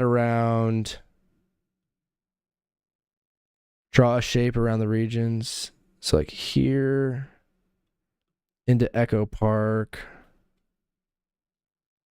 and then Highland Park and then Eagle Rock right around here. This is kind of the area that I'm looking. Oh, to orange. No. Okay. Draw a shape. I'll add that in. All right. So okay. Cool. Didn't work. So I'm doing 4 rent. 2 bed would be cool, but let's just look at a 1 bed. And then I'm going to look for max 2,000. Let's see if we can get something for under 2K. Okay, it looks like we can. Okay, this is an 8 bed. Are they letting you back within 100 yards of a school again? I will have to figure that one out. I forgot about that, PV. I need to figure that out. House for rent. This is such a lie. This is a room in someone's house. Property type. No. Apartment. A 1-bedroom house? What does it even look like? This area is probably kind of deep. Echo Park would be sick. Silver Lake, right around here. What's this spot? 4,700. I mean, show me places that work. I don't really like these buildings. All right, okay, here's one. $1,525 a month. Okay. Oh, nice. This is nice. So that's the outside. Oh, that's a little community space. Okay, this is the worst kitchen I've ever seen in my life. Oh my gosh, this kitchen sucks. This kitchen sucks so bad. I would make it work though. I'm a big kitchen guy. I can make it work though. And it's a 1-bedroom. I can't tell where the other bedroom is. Welcome. Is there a floor plan? There's a washer and dryer. Not in unit, but in the building. Okay. I bought a million spot on the west side. It's either this or I move to the beach, dude. Ooh, I kind of want to move to the beach. It's showing me too many places that are not what I'm looking for. See how hard it is to find a 1-bedroom for under 2,000? Just looked at that. 1 bed, 1 bath. Oh, it's got a pool. Oh my gosh. Did you guys see that? Did you see this? It has carpet in the kitchen. I would do horrible in here. This is a great house for committing crime. This is an apartment you commit crime in. Honestly, you should try Craigslist too. It's how I found the place I'm in now. Yeah. I should. This is a place you commit crime in. It doesn't even show. This is the bedroom, it looks like. So you got your bedroom, your living room, and your bedroom. This looks horrible. There's not even a fridge. Where's the fridge? There isn't one. 1 cabinet? Dude, this place sucks. Wow, that place sucks so bad. I just can't do I can't do a studio.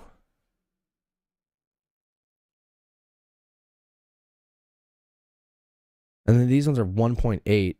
Now this one is nice. I would do this. 1.8 is a lot though. Good kitchen. Dishwasher, nice. Good burners. Little living room area right here. This is probably where I'd stream. This would be my stream setup up in here. And then like a TV on this jock, maybe. No refrigerator again. And then just a nice little tiny bedroom with a closet and stuff. This place I like. I like this place a lot. Save this. Nah. I'm just going to put them all in one note. Peeps, I think it's just you and me, brother. What happened today? What went wrong? Let's see. What went wrong today? The TikTok. I think just going live from my computer just didn't work. It just fried everything. And that honestly, I was going to say like it might be a reason that, hey Slinger, sorry, I'm house hunting. Is this fun? If you guys don't think this is fun, we can watch YouTube videos and stuff and talk more ball. But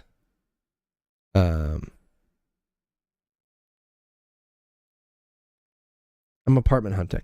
This is a nice, clean spot. Yeah, we need to talk college football bad. Let's do that. Dude, I haven't dropped corn yet on the show. But there is a chance I might have to drop corn.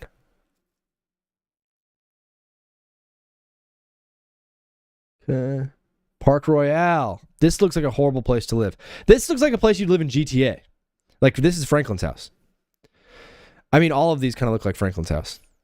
Did the updated playoff rankings come out, or is that on Tuesdays? That's Tuesdays. That is on Tuesdays. I like this place. This place is nice. 1,700. I like that it's all the wood floors. This place I could dig. Where would I stream from? That's the question. And how would I afford it? That's the next question. I don't really worry about affording things. I trust in God. If God wants me to move here, he'll help me. That's how it works. For a guy like me. Yeah, Silver Lake is just pricey. 18 hundo plus. What is the plus for? This would be cool. Oh, dude, this would be really cool. Apartment 2, 1 bed, 1 bath. The only thing... Oh, this is an old unit. That's kind of hard, though. That little counter. This is kind of hard, though. The only thing that sucks about the 1 bed, 1 bath is, like, usually the bathroom is in the bedroom. So people have to, like, go into your room. What's up, Laser?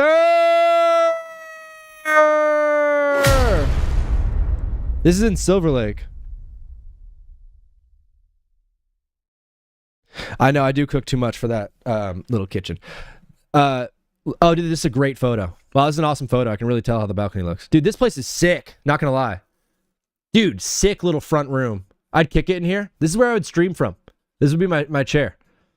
I would set up, dude, I would set up my desk right here. People would be coming in. I'm like, hey, oh, shh, I'm streaming.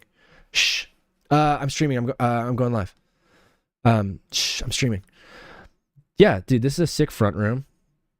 I'm going to get to college football in a second, but I need to find a new place to live because the Wi-Fi is not working at this apartment. All right, little entryway to the kitchen. It's a tiny little kitchen. But I could be a tiny little guy. The view. Look at the view of the street. What is this? Is this a nice liquor store? No, it's a hardware store. Bro, I'd be so crafty if I lived in this joint. I'd go to the hardware store all the time. Baller Hardware? Bro! Baller Hardware? First selling styrofoam. I'd be hitting Baller Hardware all the time. What street is this? Tracy? Map. Dude, I'm having actually a blast doing this. Where's Tracy? Oh. Tracy Street, Los Angeles. Tracy Street. Oh, it's right next to Aloha Street. Bro, I need to move to Aloha. Oh, here's Baller Hardware. It's right next to a Jersey Mike's and a Trader Joe's. It's kind of a sick spot.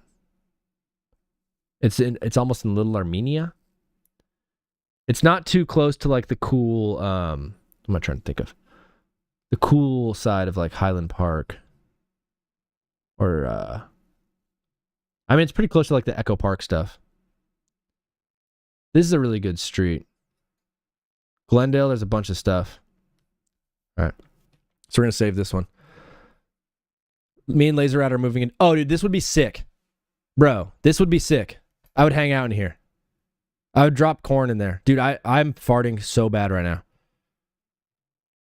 There's literally, I'm full of corn at the moment. Oh, carpet in the bedroom is kind of nice. Low key. So you get carpet in the bedroom, but hardwood floor in the living room. I like this spot a lot. 1,800 to 2,300. What's the difference? Is it 1,800 or 2,300? For 1 to 2... 206, that was the one I just looked at. That's 1,800 plus base rent. Bro, for 2-bed, 1.5 bath, only $550 more. This would be so awesome. Bro, this would be so sick. Because then I could have my streaming room. Yeah, I'll move to Beverly Hills. I'm on it. I'm the thing is, the reason I'm doing this is because I need to hog the Wi-Fi. I need my own router. Can we get 2 routers in one house? Laser? Venice, I'm looking at Venice next, but I'm looking on the east side right now. I'm going to save this one. You could get an extender. I just need to figure out and both get on Ethernet because my Wi-Fi sucks, dude. It was good my entire life. And then I had these like random outages. Remember those random surges that I was kind of getting?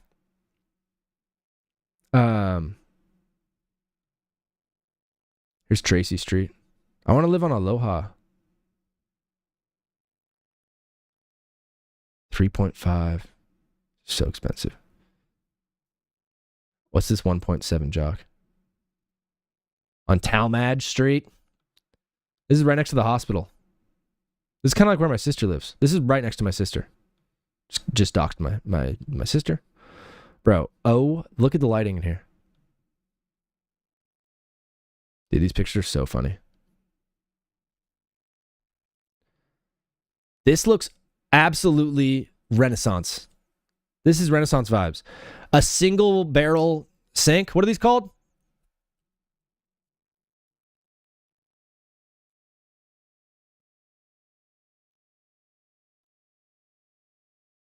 It's a nice spot. Oh, dude, this is sick. This spot's really cool too. It's got a butt hut. Probably really bad AC. So it looks like this is the kitchen. This is probably the bedroom. That's a bedroom. Is that the same? This is the same room. Okay. Kitchen is right here. This is the bedroom. Oh, so it's just a kitchen in a room. I don't think this isn't like an actual living room. I think they're called single hole sinks. Yeah, one holes. Slinger, I'm super down for that. I'm super down. I just don't know what happened because it was awesome. And the first like streams were really, really good. No. The first streams were really, really good. Then something happened. Oops.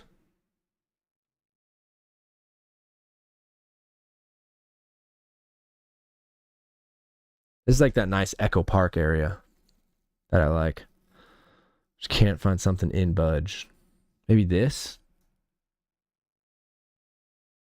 Dude, the worst chandelier I've ever seen. Oh, this would be awesome! This is the living room with sweet cabinets in the living room. Really sweet cabinets. You could put like a little different design in each one. It'd be so artsy. This is where my desk would be. Probably. I would probably open these up and put my desk inside of the closet. That's the dumbest thing I've ever said. And then it leads right into the kitchen. This is a nice kitchen. This is the type of kitchen Z needs. This is it's got a double hole. A double hole and a nice counter counter T. Come back. Good shower. Nice tubbers. Little windy. And a little B. A nice little nook. Is this a walk-in C? Bro, I think this has a walk-in C. I pay the most. It's just not like...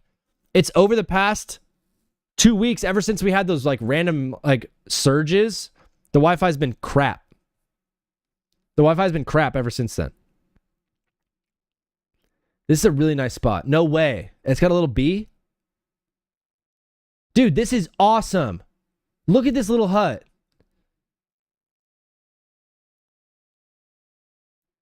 Dude, this hut is awesome. And it's overlooking this hutch. Is this a shared balcony or just for Z? I think it's probably shared. I don't even see where I'd get to it. But it looks like from this photo, you have the kitchen that leads into the bedroom where the bathroom is. And the living room's on. Oh, no. What? What does this lead to? That might lead to the balcony. This place is awesome, man. Wow. 849 North Vendome Street.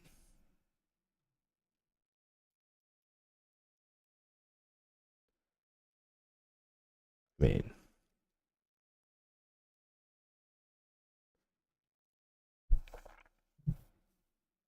it's right off Silver Lake by Pisa Palace. This is a nice area. Right next to a little green space. Let's hutch around. Reno Street. Oh, dude. Oh my gosh. It's right next to Dillon Street. I'd be living right off Dillon. You know, I don't like the name Dillon. And it's so close to Sunset Boulevard. This is where all the good stuff is. Dude, this place is awesome. Yeah, it has Bodega, La Sordas, CC's. Dayglow Coffee. I'd hit Dayglow so much. And he has an Alfred right over here too. This is a really, really nice area. How do I look around? Here's my guy. Yeah, see, it's got all of the... I mean, imagine living there. They took these on the gloomiest day ever. The worst day ever in LA. How do you even get up to Vendome? This looks private AF. This looks private as heck, dude.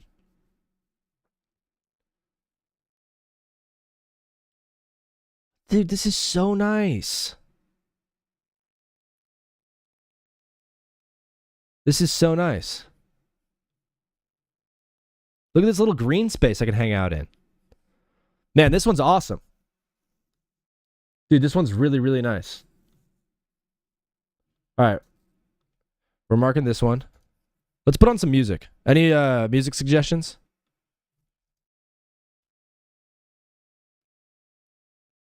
Or I could just put on this stuff.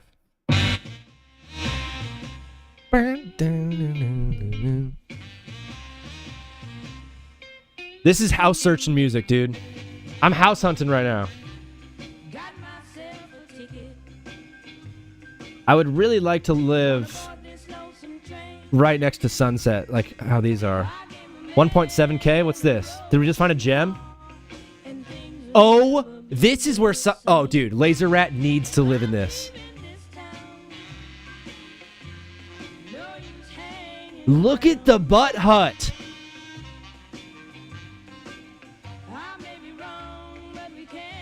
What do these stairs lead to? What is this spot?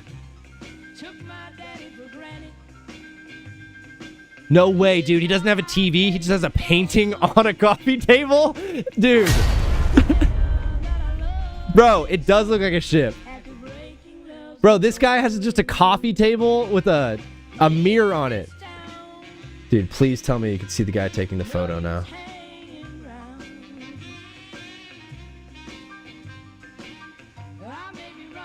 What is this? It doesn't even have a hole. Bro, this place doesn't exist. 1.7K for this? What is this? A mirror on it. Hey, Amir. I have no idea what this place is.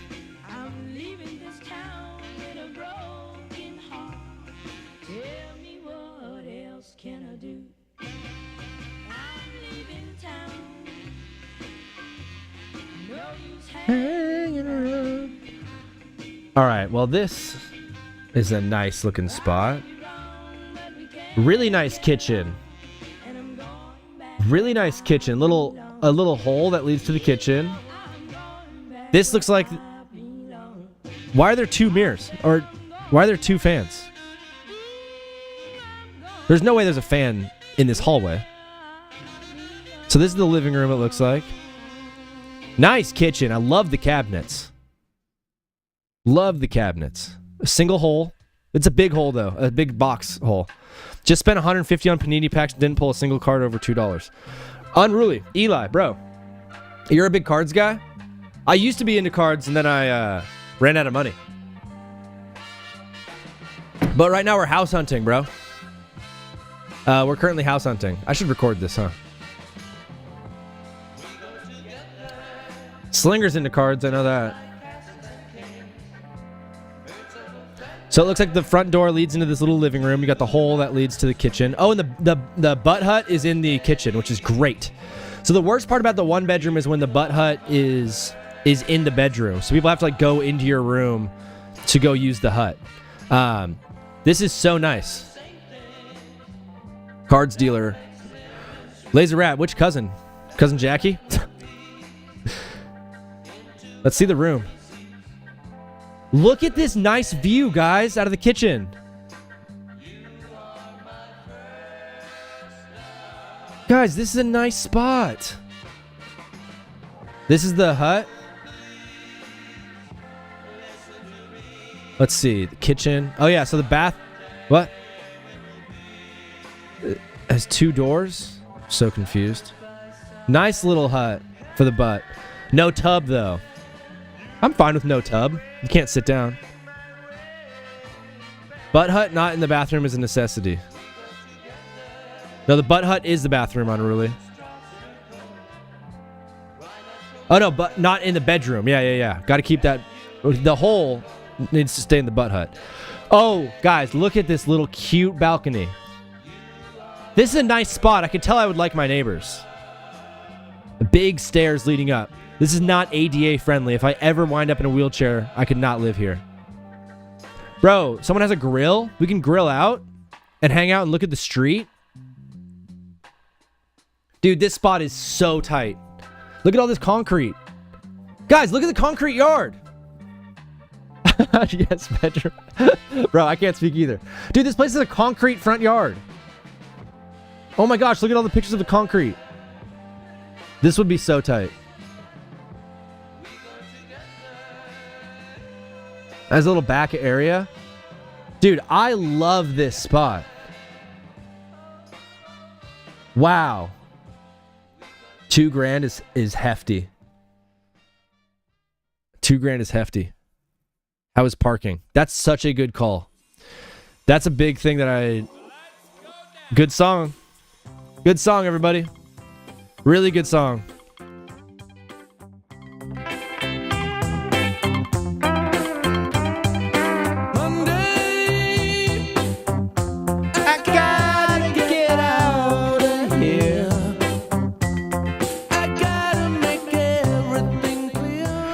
ELO on the track tonight.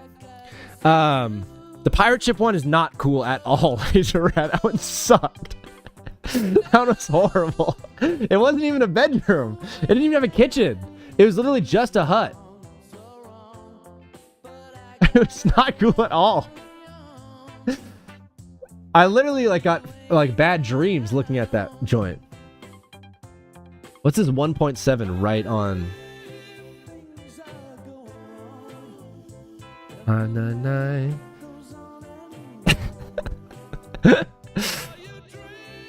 This one's really not bad. So front door leads into the L room with this random cove. What would I put in this hole? I think I'd put the TV. This is where the TV would go, right? And then I'd get an L-shaped couch. So the L would go like this in this hut. Right? And then on this side, I can put a nice runner, coffee table type thing with cool decorations. Or my desk. My desk has to go in the living room for my stream. 2 TVs. Yeah, put 2 TVs in here, stack them on top of each other. I would honestly maybe even think about putting my desk, my streaming desk in here.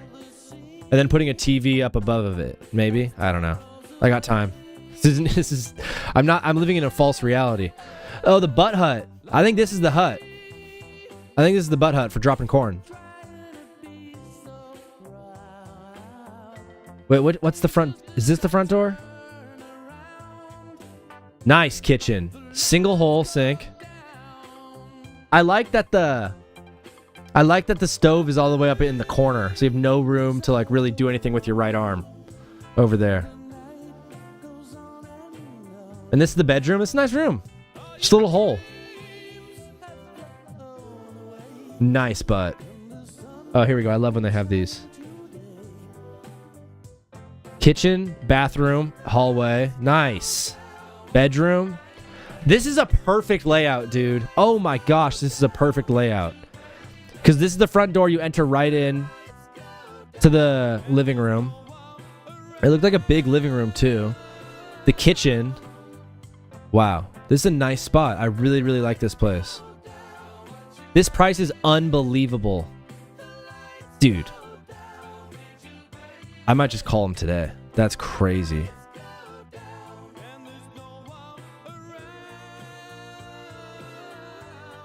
Where is it? 1842 Half Glendale?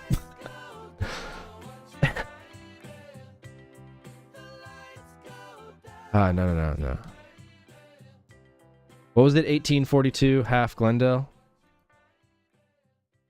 Half North Glendale?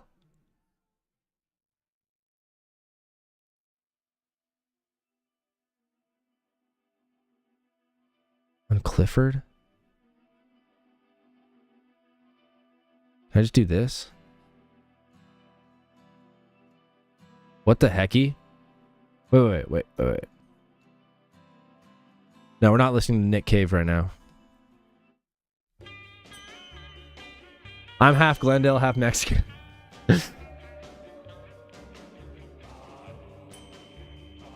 think they're lying about where this is.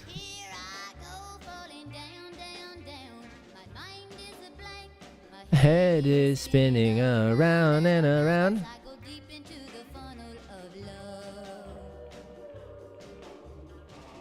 Okay, this is saying it's right here. Which...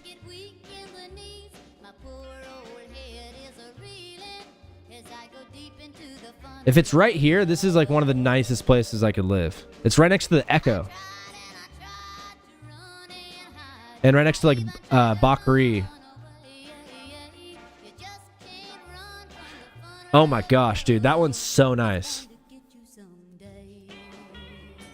That one's so nice. Alright, should we check the west side?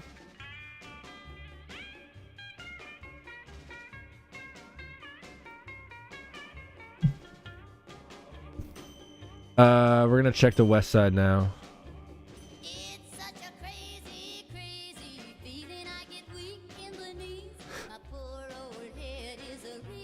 Probably to north of mine. I would do Brentwood. Obviously. Oops.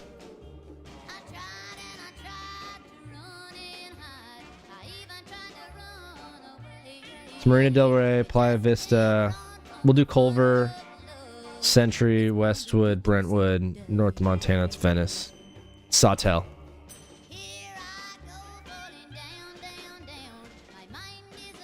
Meet and greet at Zach's new apartment. Woohoo! Dude, the first meet and greet's gonna be so sick. Hopefully I'm not bleeding. That's so west, dude. This is so west. I would do Sawtell, I think, over, like, the actual beach. But the beach would be so sick. So I lived right by the water. I could literally just... oh, my gosh.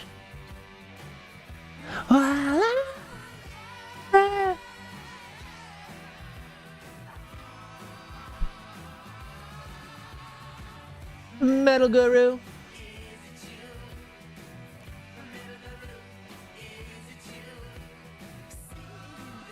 Look how close the toilet hole is to the sink. You can just drop corn and what is the plastic on here? You can drop corn and then just wash your hands, right? You don't have to get up. Good little triangle. Look at this trapezoid counter. Look at this trapezoid counter. Little living room, okay. I mean, what is going on with the fridge? It's the biggest fridge in the world. It doesn't open. Look. It hits up against the counter. Do they have it in the wrong way? I'm so confused.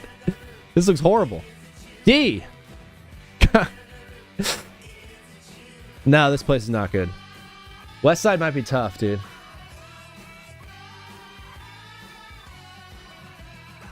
The West Side might be tough. Metal Guru, it'd be.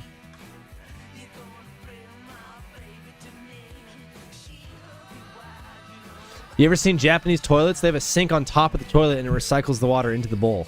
That cannot be why. That cannot be real. It has a refrigerator, but you can't open it. Yeah, so you're the guy walking through, Slinger. Yeah, so this is the kitchen. It's got a really big refrigerator. You can't open it, but it's massive. If you find a way to open it up, let us know. I mean, look, living in this place. Imagine living at 01417 EL. 1417 11th Street. Oh! Laser! 11. Little car park. Okay, this is a nice kitchen, living room combo. I just picked my nose. Nice living room. Does it have popcorn ceiling, though? Computer enhance? I like this kitchen a lot. No, like, not gonna lie. I'd put a little cabinet or like a tall we're playing a lot of T-Rex today. Wayfair, home improvement. Okay, 2-piece toilet with faucet. Eli's sending me Unruly's sending me a link to Wayfair. This might be bad. Oh, ew! Ew! Oh my gosh. That actually goes so hard. It's so efficient. Now, do you drop corn facing that way? So if you're thirsty too, you can just like put your head underneath the sink and just drink some water while you're dropping corn. We're talking toilets today. We're talking toilets today. I think I might just be a house hunter now. This is a house hunting stream. You know, see what? It's a double hole sink, I think. This is what kind of gets born out of frustration. Electricity. Oh, we got a thumb. Guys, we got our first thumb in the photo. Drop corn on the sink and wash your hands in the bowl, I think. Unruly from the top deck. Oh, man, I'm going to drink more coffee. Dude, it's only 2:11. This stream, dude, the active bleed stream is going to go down as one of the craziest of all time. Look at this little counter. I'd have a double one next to on this side, maybe. Laser, I love you, brother. It has a double hole sink, a lot of cabinet space. And what's this? That looks like a pantry. Okay. So this is the kitchen, this is the living room. This leads to a butt hut and then a room.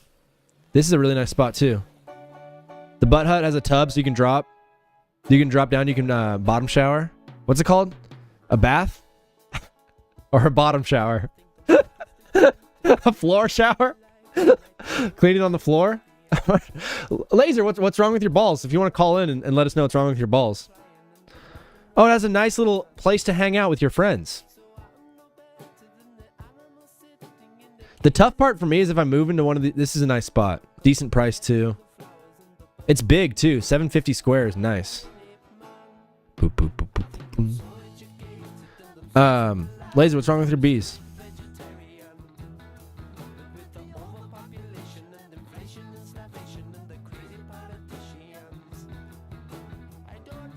How much would it cost to live on the beach? Oh. Yeah, 1 bedroom on the beach is just crazy. That's not happening. I'm an ape man. I'm an ape man. Oh, I'm an ape man. Should we look in Sawtell?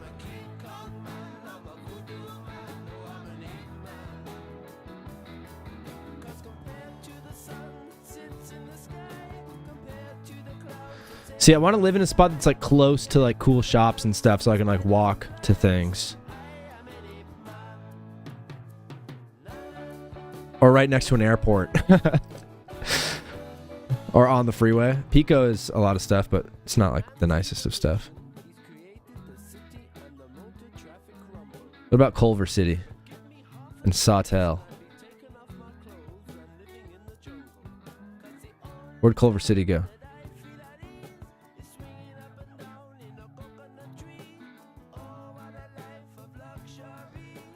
I think I had more success on the east side, to be honest. Condo? What is this? I think my belt's too tight. Dr. Brett, yeah. We need to call, see if Dr. Brett can help out with Laser Rat's balls. He's good with that kind of, he's better with the male anatomy than he is with female anatomy, that's for sure. Nice. I think like an ape man. This little condo's cool. Chinese people live here.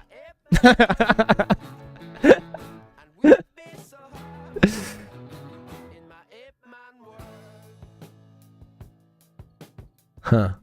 There's no microwave here? Oh, they moved the microwave over here. So I can put a TV right here. Dude, imagine I could get to everything. I could wash my hands and cook at the same time. It's so skinny. Skinny little kitchen. Loosen your belt, Si. It's a nice spot. Decent butt. It has a floor shower. Little washing machines.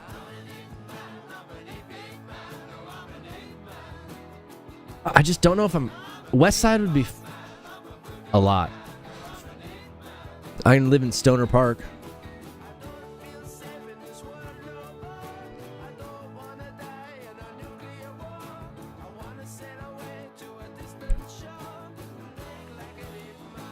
Ouch. Oh, this place is called Must See.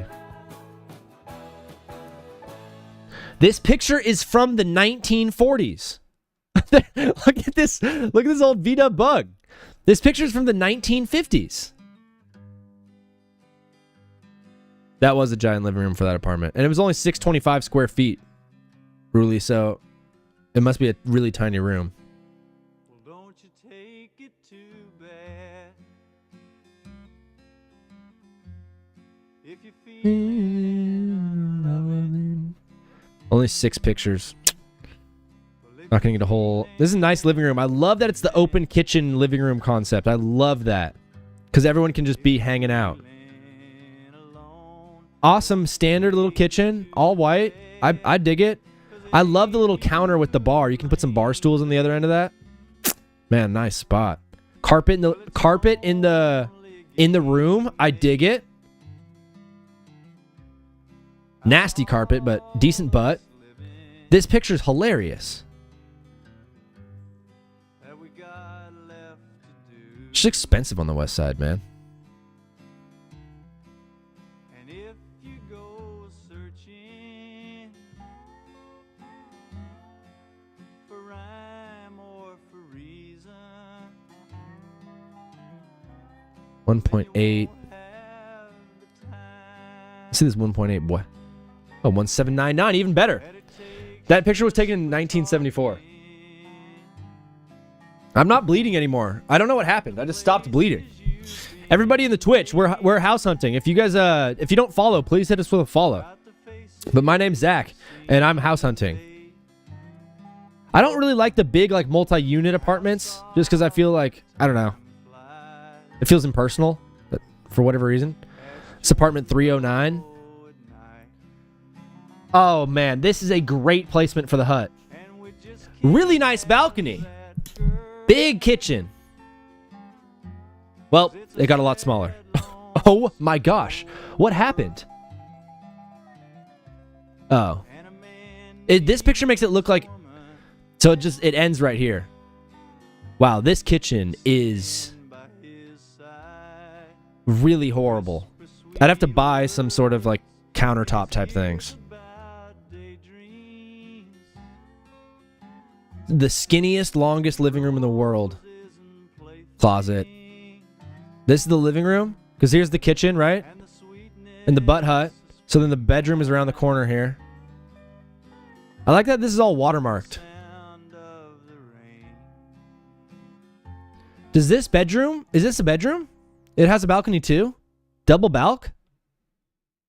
Is this apartment rocking double Bs? Oh, it's a single B.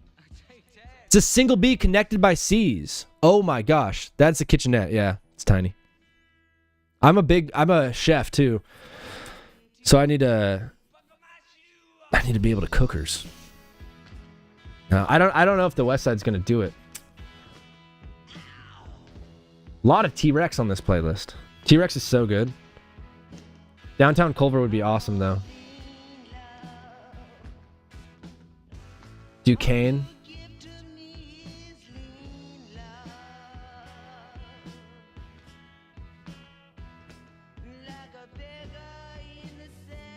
You just stepped up a nice steak salad, munching on it right now. Did you do blue cheese dressing on that? What kind of dressing did you use for that steak salad?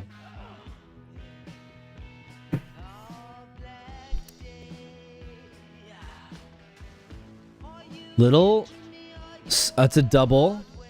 No, sir, a ranch guy. It works. That works. Ranch on a steak salad.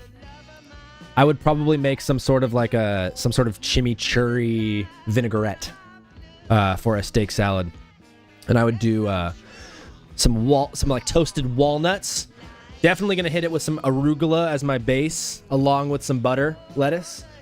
Feta cheese is a good option for sure. I would lean more gorgonzola because I like that stank. And for veggies, you can't go wrong with some like fresh bean sprout on a steak salad and some radicchio. And then I would probably also do some like watermelon radish on there, and then peaches. If I had a balsamic vinaigrette and walnuts, I would have that 100%. Yeah, balsamic vinaigrette with walnuts on that steak salad with some a stinky cheese, like a nice funk cheese to it. And then I'm not even joking, dude, some watermelon radish in that thing would be unbelievable. And if you have daikon, some of that. And honestly, jicama would be really good in that salad too.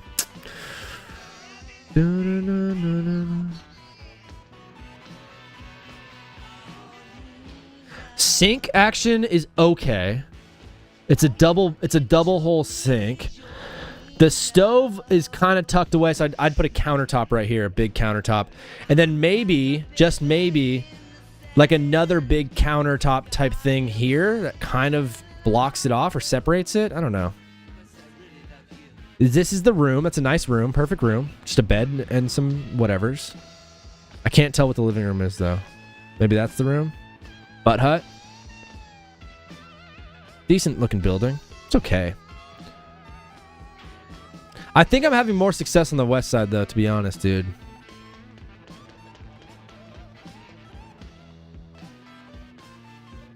I don't know why I thought the west side was going to be cheaper. Bro. This is a huge living room. Oh my gosh. This place is rad. You can tell old people lived here so hard. Need a Discord with the cooking channel. Yeah, dude, that'd be fun. One day we'll do Zach Cooks. I'm up to 9 viewers right now on Twitch. If you guys are new to this channel, it's a sports radio show, but I'm also looking for an apartment, so we're house hunting. If you could follow along, that'd be very nice of you. I'll kiss you on the mouth. I'll send you a kiss in the mail. I'll kiss a dude, the oldest people in the world lived here. Oh my gosh. Is this a hut? Is this a little hole for shoes? A shoe hole? These people were Asian. An elderly Asian couple lived here, no doubt. Elderly Asian is one of the best kinds of Asian. This is a great kitchen. This is a fantastic kitchen for Z. Oh, Z loves this kitchen. Is this the front door action? Little dining room table. In a great little room. What's in their closet? It's just all those like Chinese robes. Nice hut. Super round hole. Super round toilet hole.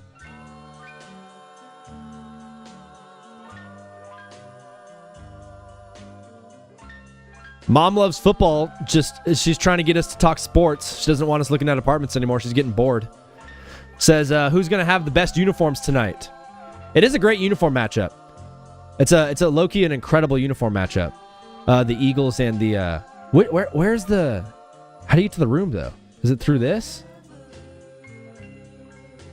I like this spot a lot. This spot's really nice. Dufresne. see what's around it.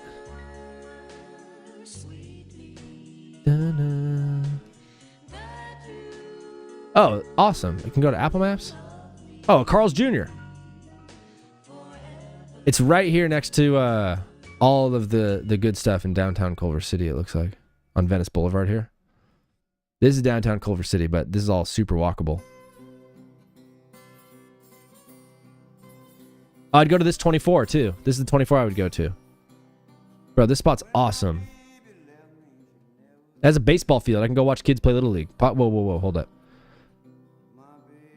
Next to a good elementary school for my kids to go to.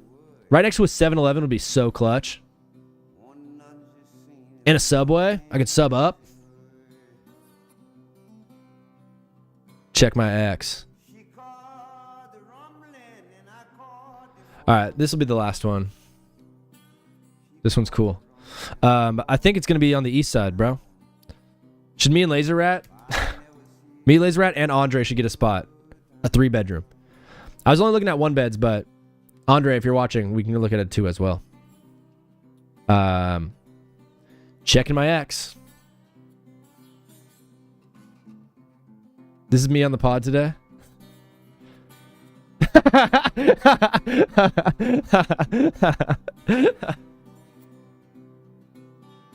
That's so good. I stopped bleeding. I really want to keep looking at apartments. This is so much fun. I'm sorry, guys.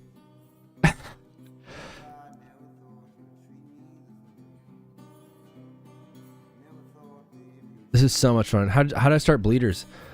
I hate that I read it like that. How'd you start bleeders? when you text like that or when you chat like that, you're saying you're like chatting in a Mexican accent. Exactlers. No, I I was opening a bottle of hot sauce, like the plastic part around it, and it like I don't know. I just don't know. I just looked over and I was bleeding. I went like this. Ooh. Did I look at this one already? No. West Side Habitats.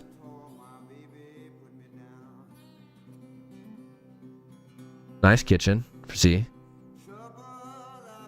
It's got a double hole kitchen. I love this. It's super open. That's super awesome. TV obviously on this wall. Great I love when an apartment has a what's the word I'm looking for? A specified TV wall. Like this is a TV wall if I've ever seen it. This is a great TV wall. The Eagles are coming off a bye and getting key defensive players back while the Packers just had a tough loss. Do you think that momentum shift will be a major factor tonight? Yeah, definitely. It will be. It 100% will be. We'll talk a little bit of sports in a little bit here, but I'm having some fun hunting apartments. But that is a good call. Mom loves football. Absolutely love it. Electric. Squirrel. I watched Up this weekend. I was babysitting this weekend. Yeah, Floor. That's great. I was babysitting this weekend and we watched Up and low key. There we go, Unruly. Way to use your bits, bro. Good job using your bits.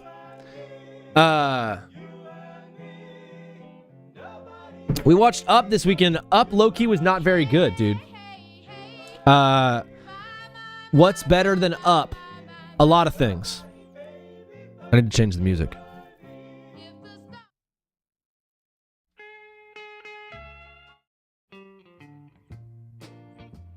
This is by Lil Bob and the Lollipops. Yes, Unruly. Using all of his bits up. Up was not very good. This is such a nice kitchen. Mom loves football. What do you think about this kitchen? Do you think I could chef up some nice food in here? Lil Bob and the Larrys. Close. Larry and the Cucumbers. Oh my gosh. Oh, no, dude. I thought of such a good band name or a production company. The Underbites. Because my old dog Kramer, I'm still sad when I think about him. My old dog Kramer had an underbite. So like the idea of being the underbites and he would be the logo would be so sick. So it'd be like Underbite Films, or just the band The Underbites, or Larry and the Cucumbers would be so tight. A children's Christian rock band. Kramer, rest in peace. Mom loves football. It's a great kitchen. And it has it's really cool because it leads to this little outdoor hutch. Is that what it's called? Is it called a hutch? Huge room. Oh no, this is the room. Nice. I like the carpet on the floor. It's a nice carpet. It's a good closet. It has another closet space before you hit the butt hut. Whoa. Really, really nice hut for butt. Look at this little hutch. I don't smoke anymore. Unruly, way to use your bits, bro. Everyone keep using your bits. It helps the stream somehow.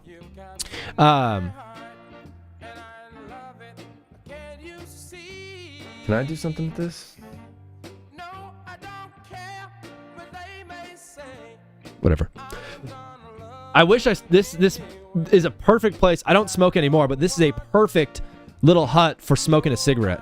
Oh my gosh, this is great. You're all secluded. You're super close to the walls. You know, when you smoke a cigarette, you want to be as close to walls as possible. You don't want to be out in the open space. You want to be really crammed into a tiny little... you want to be crammed into a tiny little corner when you smoke. This is a great spot to do it. And please review the rent concession details in the body of the ad. Oh, it's gonna be bad. Nice little spot, dude. Definitely doesn't have parking. This is nice little. Okay. This place is really nice. An Amazon locker too. There's no way you get a parking spot.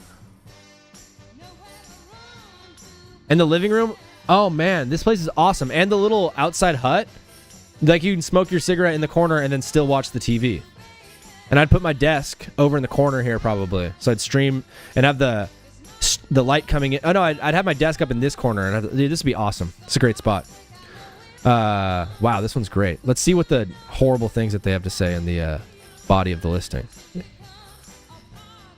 Fees, refrigerator included, washer dryer not in unit, utilities not included. Okay, you pay your own. Parking, ask the agent, ranges per area.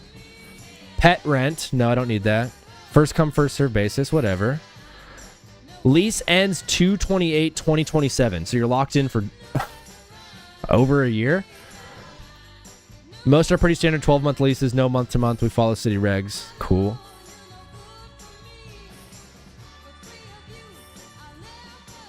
$75 days on Zillow? Why? This is a nice spot. $19.48 a month. So with utilities, you're looking at like $2,200 a month probably. Not bad. Or watch your steak. Oh, dude. Mom loves football. That makes a... Dude, that's a... you can have a grill. You have your own little outdoor spot. What's up, Mint Berry? How you doing, bro? I'm with you, Unruly. Mint Berry, we're apartment hunting right now. It's actually incredibly fun. Man, this spot would be awesome. That's a great spot. And it's on Motor Ave. And it's in downtown Culver City is right here.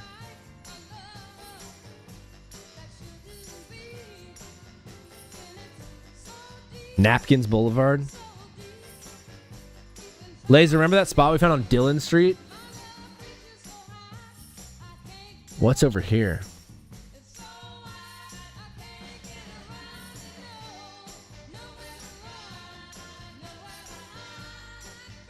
Scarecrow would be really cool in there. Is this all one sink? I can't see. The exposure's off. Nice little open kitchen. A little table right here. And then the big living room. Huge living room space. Get a fat rug in there. I could have my desk for my stream up against here. Really, really nice little kitchen area.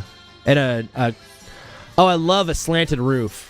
I love a nice slanted roof. Yeah, good. Napkins. Dude, smart, Slinger. That's what he meant. That's what you meant, Laser? To keep the birds away? To get a scarecrow to keep away the birds? Oh, I love this little butt hut. Oh my gosh, it's so nice. It's so clean. Yerp. Gosh. I like how this cabinet is just inaccessible. You just cannot use this cabinet at all. And then you can't really put anything in here because the what is this called? The refrigerator needs to open up. It's decent. It's okay. It's an okay kitchen. I do like, though, that it's open to the living room. That's really nice. I like that part a lot. I mean, yeah, open this way, too. I mean, you can put like a cool... I'd probably put my desk right here. This is probably where my desk would go. I would stream from the kitchen.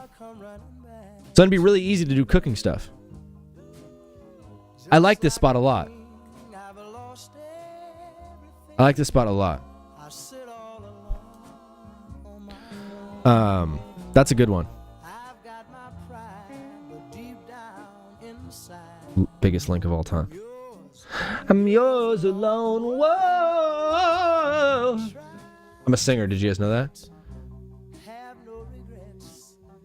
Now, should we look in like Westwood, Brentwood area? Now, this is by UCLA. This is getting nice. But you're going to find some more like college-y looking spots around here, so it might be doable for a guy like me with my current income. Stop showing places that I can't afford, you know? Like, grow up. 2321. What's this? Oh, I can tell this is going to be nice. I love this already. To forget. Have no regrets. 6 pictures and they're all of the outside. Not sketchy at all.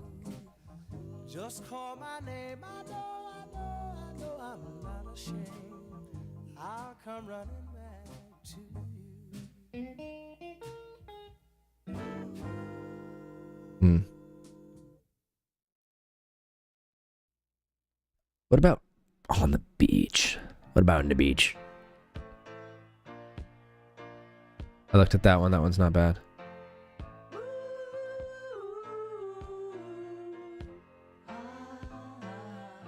I love this song.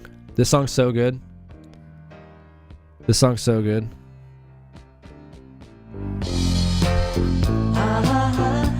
Hey!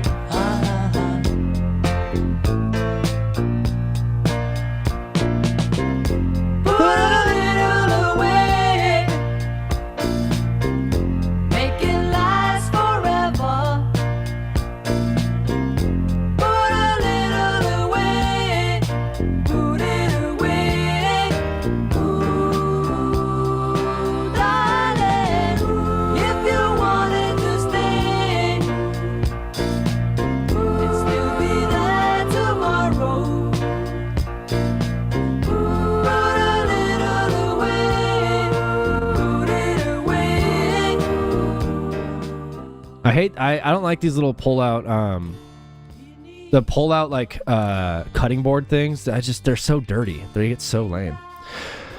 All right, see you, Laser. We'll see you in a bit. I feel like looking for apartments is like Tinder at this point. Everything looks nicer in the photos and is way too expensive. Yeah, when I moved into this apartment, we found a bunch online and we checked a few of them out. And it just was never really clicking.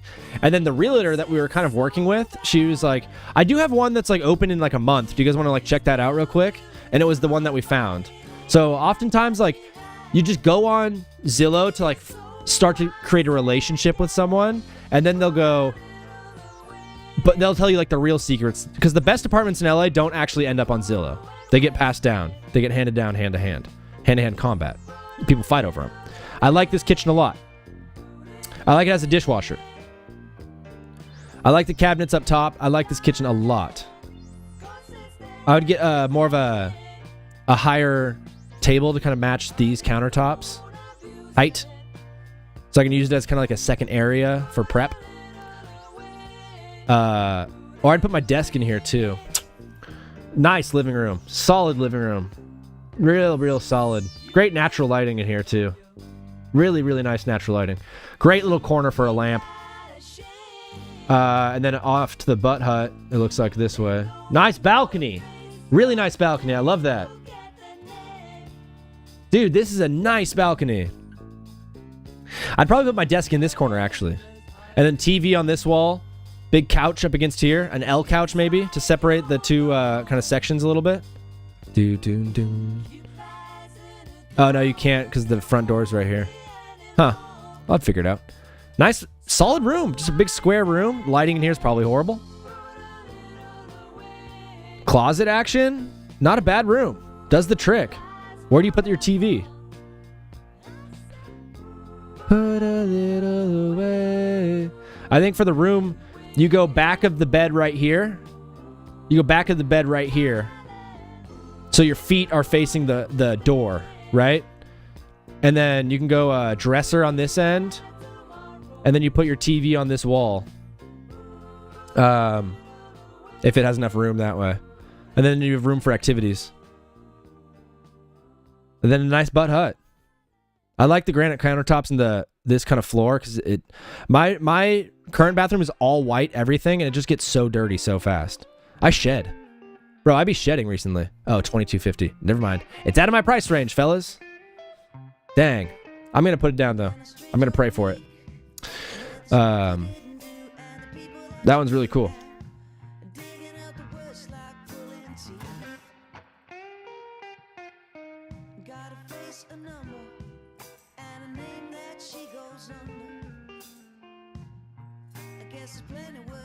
And then I just want to look one more time. Kind of like West Hollywood, Beverly Hills-ish area. Even though it's so hard to find anything good over here that's decently priced.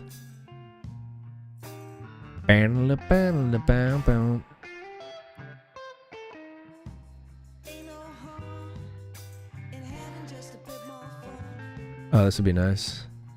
Whoa. Oh, whoa. Hold up. If you don't mind me asking, what's the motivation to find a new spot? I need to hog the Wi-Fi. I need all the Wi-Fi. My roommate works from home now a lot of the time. And we have a great relationship and we're very close friends. We're best friends. We've lived together for like 3 years. He's like the best guy I know. He's awesome. And I love our spot a lot. I'm just like, if I'm making this job this is my life. This stream is my life. Like this is everything I have going right now. It's everything I'm working for. It's everything I'm working towards is this thing. And I just might need like my own maybe spot to really, because I can't take over the house. Like if it was my house, I'd move my desk into the living room and I would just set everything up in there and like I'd keep it, however I want.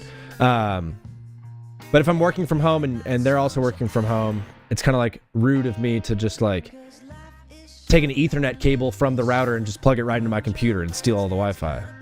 Even though that's like kind of what I need right now. I don't know. Does that answer? Skinny little living room. I'm 100% committed, bro. My other job is like I do editing for a Christian group called Global Christian Relief.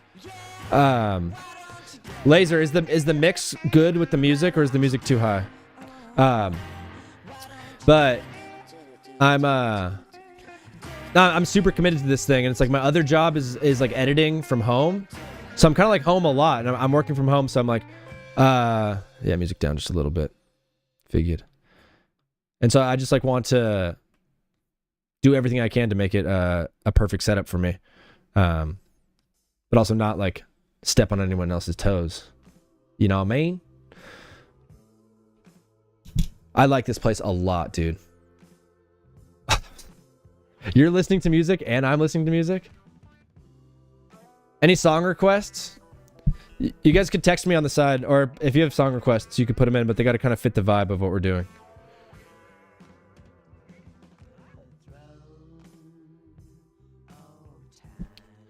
I've done photography and videography for a while, but I've been trying to get into editing too. End goal is probably something similar to what you're doing.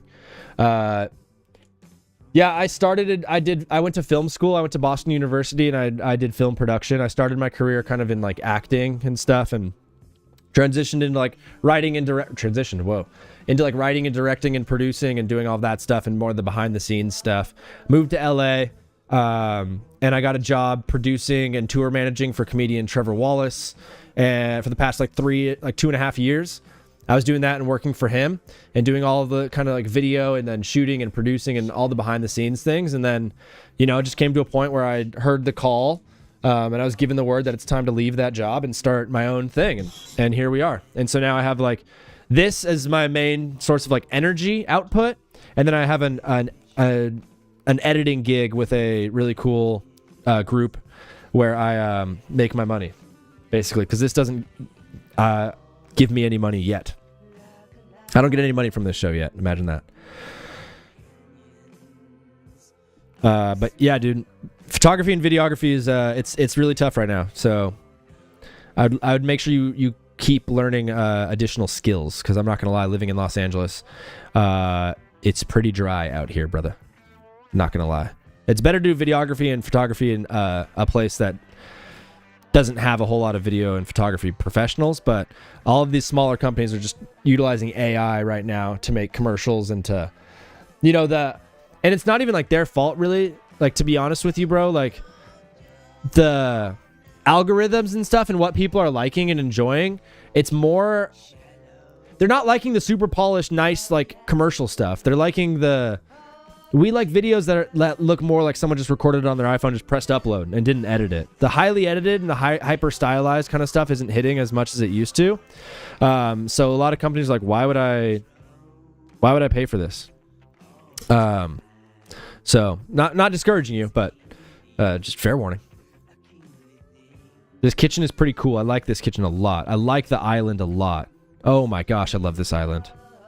Imagine like a really hot chick leaning with her elbows, my future wife, with her elbows like looking into the kitchen, and I'm cooking for her. Tiny little guy. This is pretty tiny for me. I use 3 burners all the time. Boston to play lacrosse, ended up going to trade route and then doubled back again. Now just trying to figure out exactly what to do. Definitely a tough time with videography though. Yeah, it's a really tough time with it, dude. It's a really, really tough time with it. That's why I do think people are always going to need editors and colorists and sound designers and the post-production stuff. But honestly, post-production's jobs are getting taken by AI sooner than like actual like production stuff. So I mean, it's all kind of getting taken. So you have to figure out what can you do with like something that AI cannot do, which is like using your face, if that makes any sense.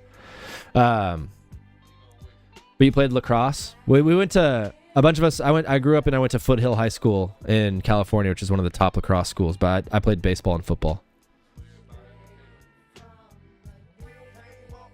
Do we ever think Major League Lacrosse is going to be anything big? So many pictures of the kitchen. Oh, this little nook. Imagine your wife sitting here on a little table with some coffee, looking out the window with these like beautiful lights cascading on her nice brown hair. Laser Rat played lax, and then he broke his collarbone. That's how he talks. I just translated it perfectly.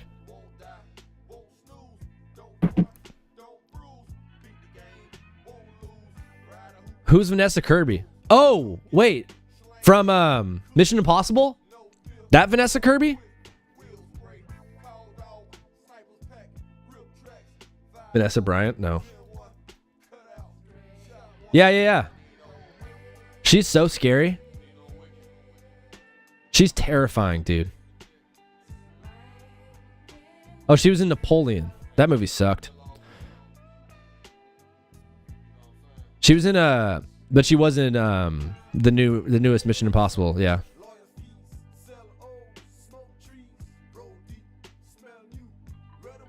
Oh, you grew up in New Hampshire? My buddy, if Brick ever hops in the chat, Brick Jock is from Where in Manchester? Londonderry, I think. But dude, imagine your wife looking out the window here with a nice book, a steamy cup of coffee in both hands like this because she's cold in the morning. It's a little bit chilly, and she has like a little blanket, like a shawl kind of wrapped around her. Hair is still messy from just waking up, and she's looking out the window with this lighting hitting her. Oh my gosh. Beautiful. So pretty. I'm a romantic. What can I say? I'm a romantic.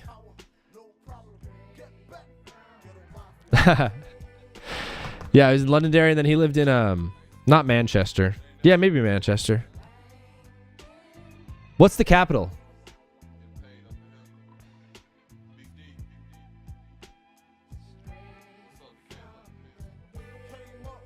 Concord. That's where he lived.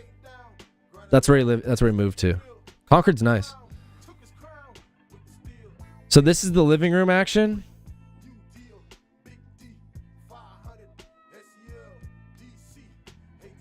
It's a big living room too. It's skinny. And the room is nice as well. This spot's really great. This is a great spot. I really like this spot. I'm going to add this in.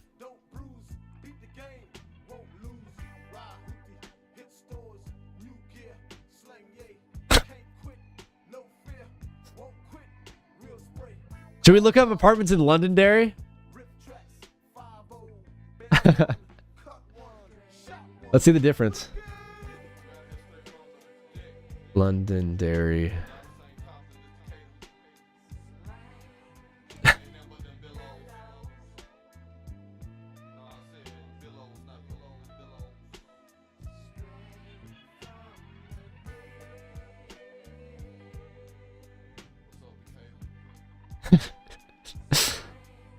So nice. Oh, is it 1 bed, 1 bath?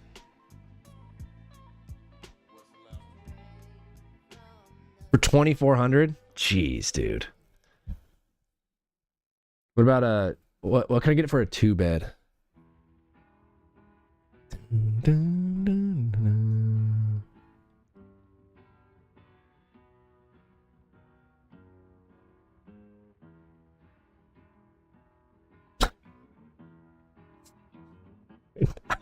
This place sucks. They're so awful. Oh my gosh. This dude, how on earth? Look at when this photo was taken in 2020. How they were using a camera from 1985. The hand, dude. Oh, look at the hand in the photo. These hardwood floors are so nice. These hardwood floors are gorgeous. This carpet is disgusting. Oh, look at the ceiling. Look at how crooked. Oh my gosh. 2 bed, 1 bath, 1,900 square feet. This is a whole house. Oh! Look at the blue floor. So far, we've seen 3 different floors in this one apartment. There's a 4th. Oh yeah, this is where I stream from. This is where like you plan a serial murder, and it has this really nice piece of metal in the middle of the floor.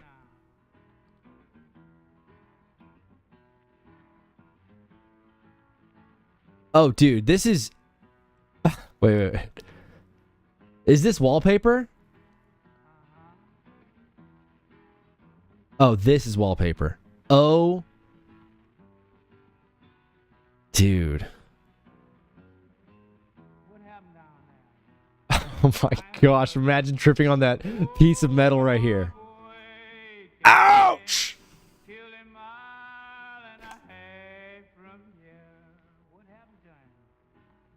Oh, this is where I would stream from. Oh, someone absolutely died here, Laser Rat. This is absolutely where I would stream from. I would put I'd put my camera right in front of this tiny little pole. So there's like a stick right in the middle of my face. Streaming from the attic. I'm so confused by this spot, though. I think it's the whole home. 2 bed, 1 bath, 1900. Because why would they include the attic? For $1875. Bro, let's move to New Hampshire. Oh, dude, I bet. Oh, my... Dude, I would... streaming from an attic would be awful during the summer. And then during the winter, I would freeze. Yeah, I live in East Derry. Imagine me driving my RAV4 over here.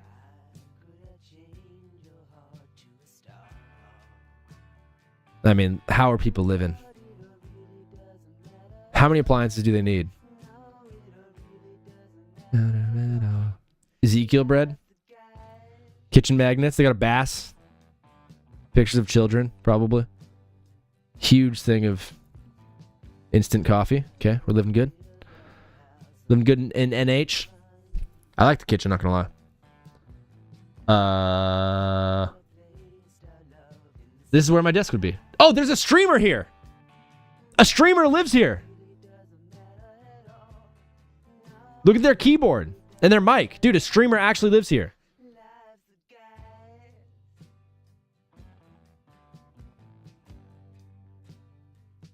Yeah, look at this is their camera. This little bar right here. Bedford, New Hampshire. Wait, guys, where should I move? Because I'm thinking about this. I'm like, if I'm just doing this, like, why would I live in LA? Because I love LA and my church is here. That's why. I'm not leaving because Texas would be... Austin low-key kind of sucks, dude. It's gotten so bad. This apartment sucks.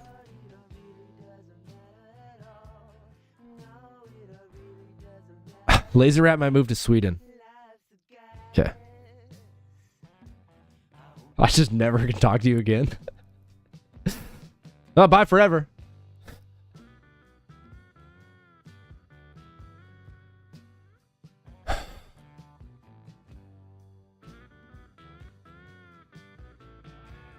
Should we move to Boston, fellas?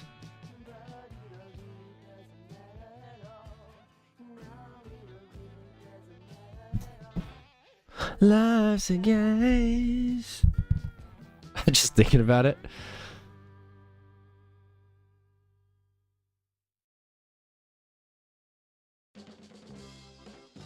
I love Boston so much, dude. Portsmouth? What about Maine? Maine has nice stuff.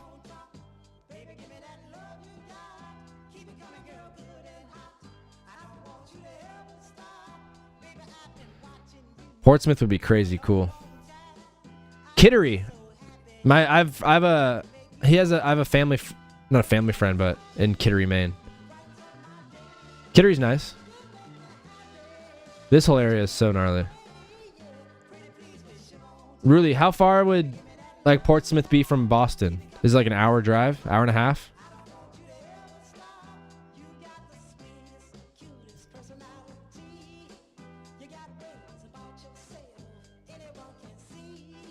Oops, 3D rendering? Fake people? Oh, dude, what?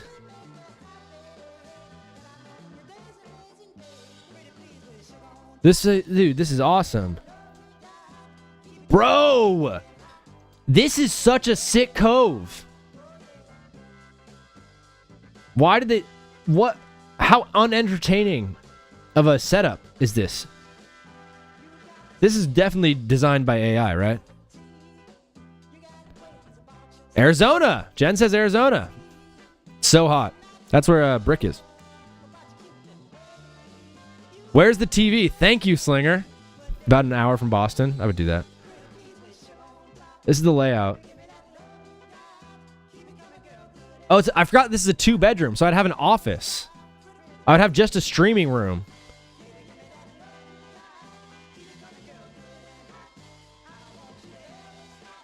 Am I moving to New Hampshire, boys?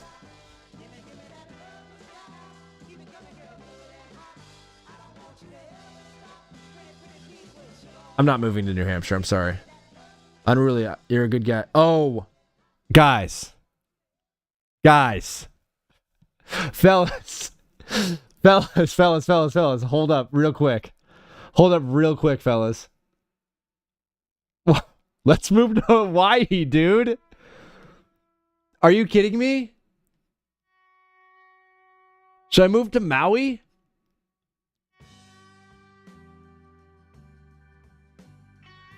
Oh, dude. Let's move to Hawaii. Hawaii. Can I live on the North Shore? Kalawea?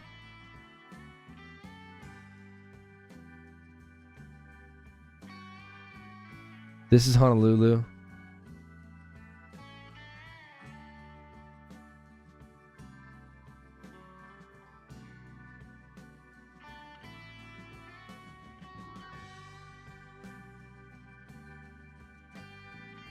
And Makaha. Makaha. See you, Unruly. Have a good day, bro. Thanks for chatting. Thanks for joining in. Lano hoo hoo.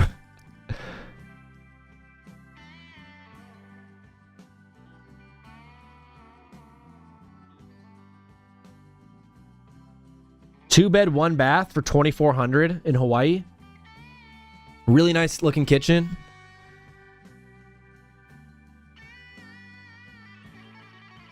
Decent TV setup. Bro. Oh my gosh. And are you allowed to... Vegas is a great place for... Yeah, there we go, Slinger. I can move to Vegas. Vegas would be sick. For a sober guy like me, Vegas would be awesome. This balcony is so tight, dude. You're literally looking at Hawaii whenever you want. Bedroom 1, bedroom 2. This would be my stream room. Little butt hut. Kauai Valley Plantation.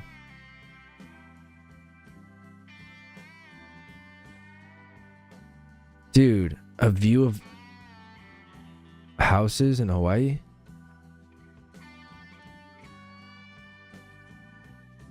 I can do this for a year. You can do anything for a year. I can run...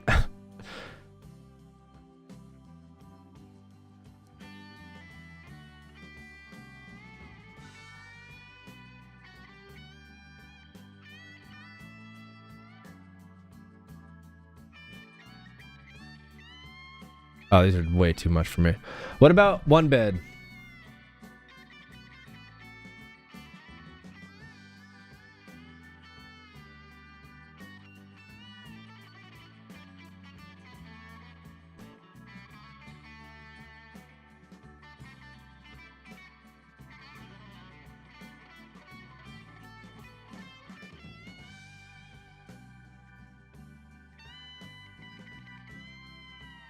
Mom, can I get this? Dude, if I moved to Hawaii, I'd be so chill.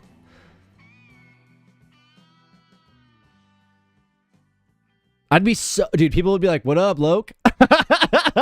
I'd be a Loke. Oh, man. This apartment kind of sucks. Dude, I'm going to pray tonight. I'm going to ask the Lord to call me to Hawaii.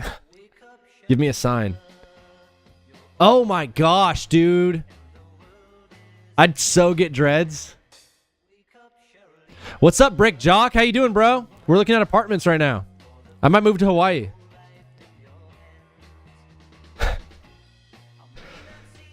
Yeah, right now, guys, Brick Jock is 6-1 on his picks. So whenever he gives a pick, I mean, just take it. The reason I'm only looking in Honolulu right now is just... I actually don't know why, to be honest with you. But I do want to live close enough to the beach. Kalawea Bay? This is the North Shore, yeah? Yeah, Halawea. These are all so expensive.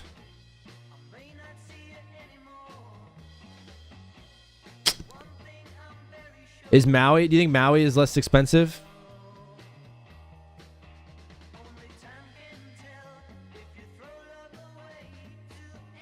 Wait, is the Big Island Hawaii?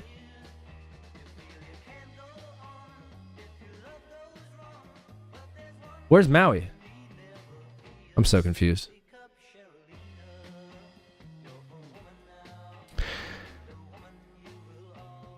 I know. No, not really, dude. I mean, this is a 1-bedroom, 1-bath for $2,200 a month on Kukanini Highway. A nice spot too.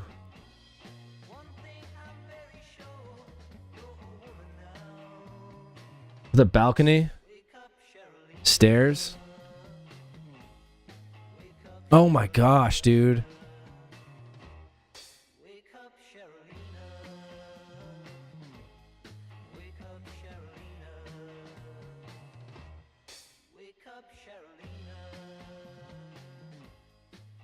This spot's really nice.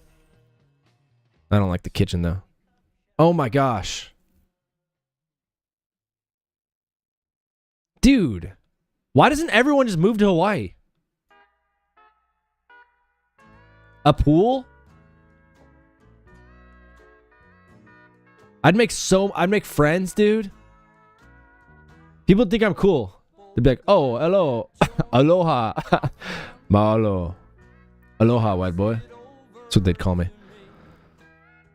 It's just so far. Look at this one. 1.7.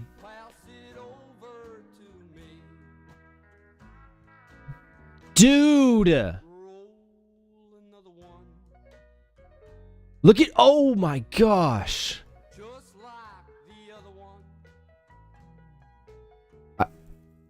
This is nice. Mahalo. I'd have permanent pineapple goob. Okay.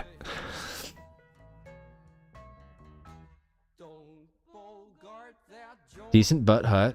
Fat living room. Just Hawaii. Not a good kitchen. Really not a good Is the bedroom? No, those are curtains. That looks like a shower curtain, though. I have to drop corn, dude. I definitely have to drop corn before I go on my run. I'm going to run 5 miles today and make it back in time for the Monday Night Football game and then edit clips of me bleeding. I don't even think I got to all my clips. I don't even want to talk about sports anymore today, to be honest with you, but this apartment kind of blows. Apologies, that was inappropriate. This apartment is not very great, but I mean, it's on Makaku. It's on Makau Point. Look up apartments in Fontana. Okay. Dude, wait. Mom, can I move to Hawaii? Is this Maui?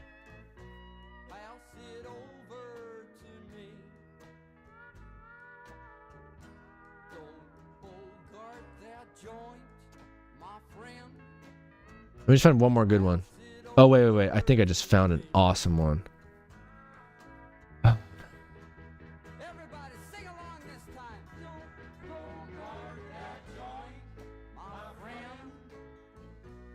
Pass it over to me. Decent kitchen.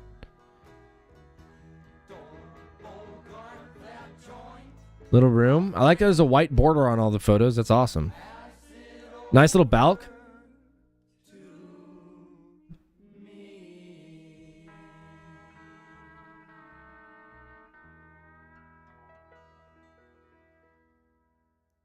Next to Kaiamini Airport. Man, that's awesome. All right. Maybe I'm moving to Hawaii, guys. The show might move to Hawaii. The only thing that's tough is it's going to be really tough on sports. So I'm honestly thinking more like the East Coast for me is easier for sports. So maybe I move to Havana or Miami. Where are we going? Fontana?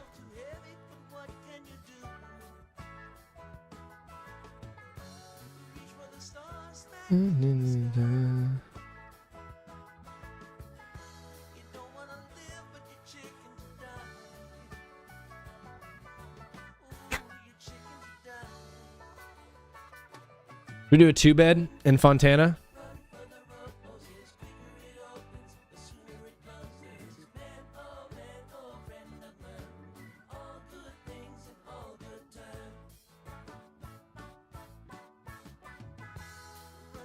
You're not getting the whole house, are you? There's no shot. I mean, it's kind of like a joke, but I mean, I could rent a small apartment in Silver Lake.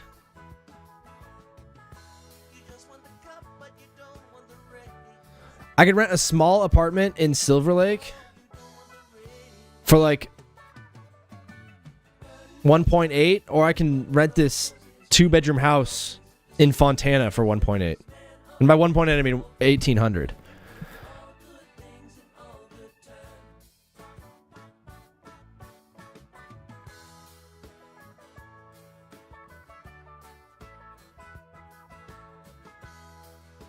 A corner sink? A double hole corner sink is not bad. Dude, I mean, guys, like legit, would you rather have for $1,800 a month, would you rather live in a 2-bedroom house in Fontana? Or would you rather live in a 1-bedroom, 1-bath apartment in Silver Lake?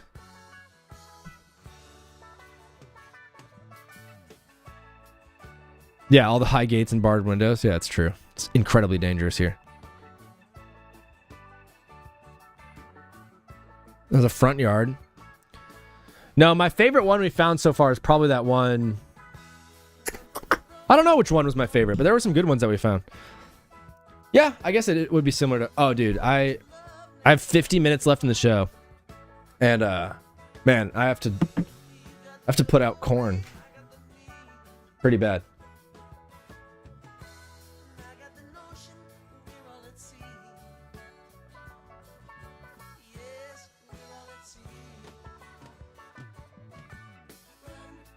We're just going to look at Miami real fast. Miami's just going to be underwater. Fort Lauderdale.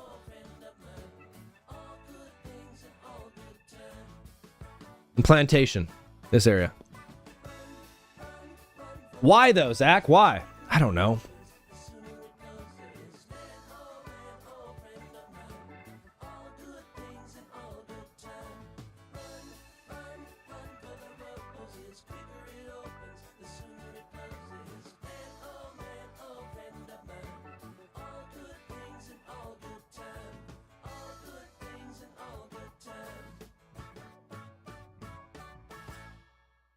Great living room. 2 bedrooms. This is all 3D. Decent kitchen, not very good. Cool.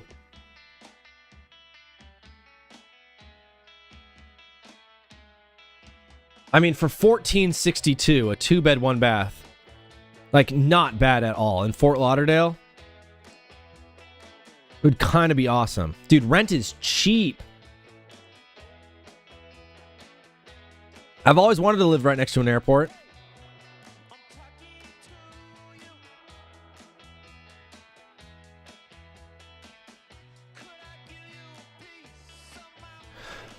Bro.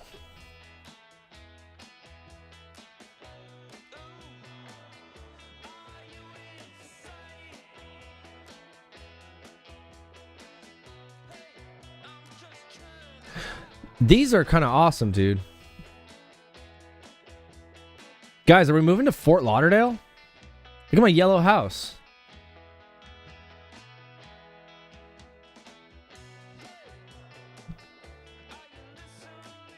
I mean, this would kind of suck.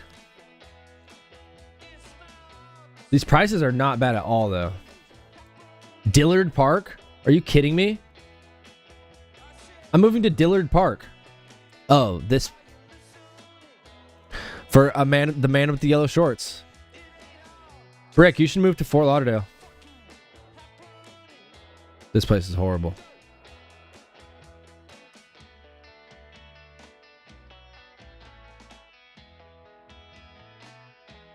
What about Dania Beach?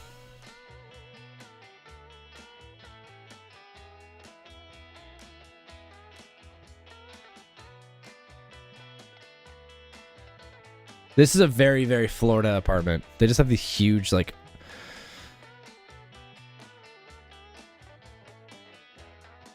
I'd get so scared during a hurricane. Oh, I'd get so scared. I'd get freaked out. I'd be so scared.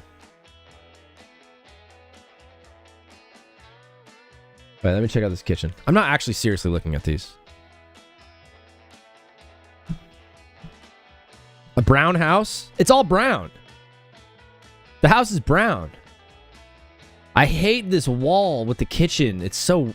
This is horrible. Me and my brown house. What about closer to Miami?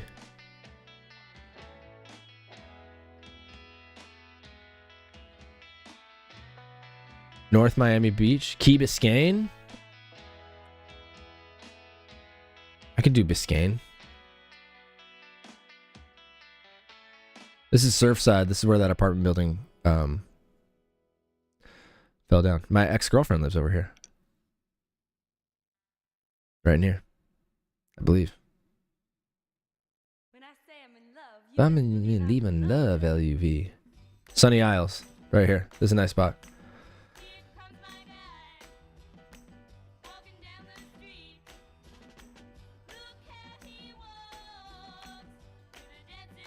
Coral Gables has nice stuff. Coral Gables is a little more expensive, but it's nice.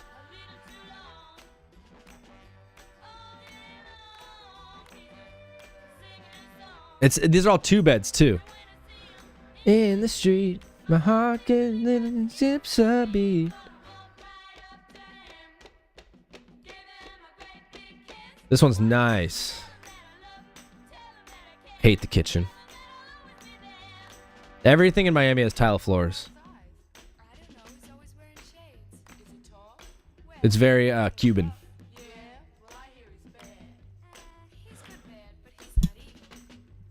I don't know. All right, guys. I don't really know where to go from here. This was an interesting show. I think what happened was the going live on the TikTok thing really didn't work at all. Going live on TikTok from the computer didn't seem to work. I think that's when we got most of our connectivity issues. But then again, I think a lot of the connectivity issues were happening too in the past couple weeks. Maybe when I started going live in general. So maybe I'm just not able to handle going live on both, which is hard to do because a lot of the growth has come from the TikTok app. So what are we going to do about it? I don't know. Maybe I try the Ethernet thing first. Or like Silas said, maybe getting an extender. And I mean Laser Rat. Oops, sorry. Maybe I get an extender or something like that. I don't know. 1, 2, 3, 4, 5. I got a couple more takes to get off my chest before we watch this video from CoffeeZilla. I got a couple more takes to get off my chest before we watch this video, like I said. But if I go on Ethernet, will that hog the Wi-Fi from the other people trying to use the Wi-Fi? It's not necessarily cool for me to just be like, no?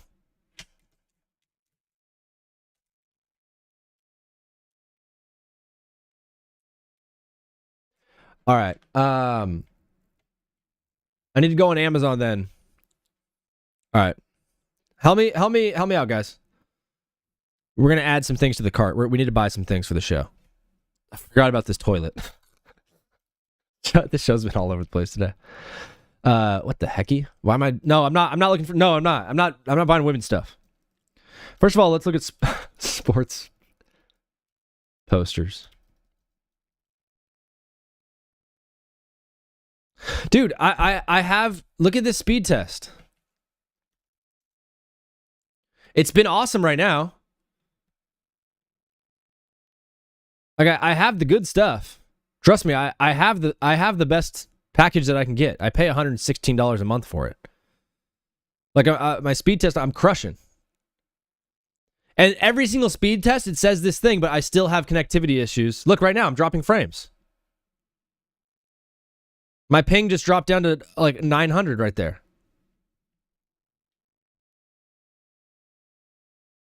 My megabits per second should be... This is saying it's very fast. What? Spectrum Wi-Fi.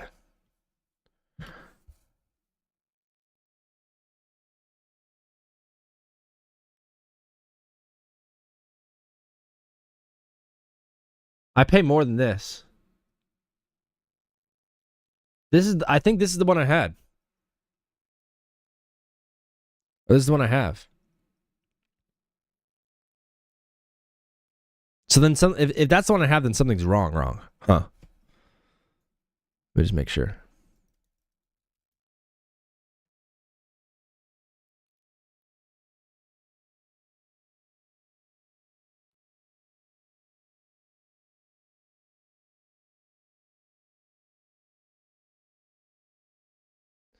Let's see what it's saying.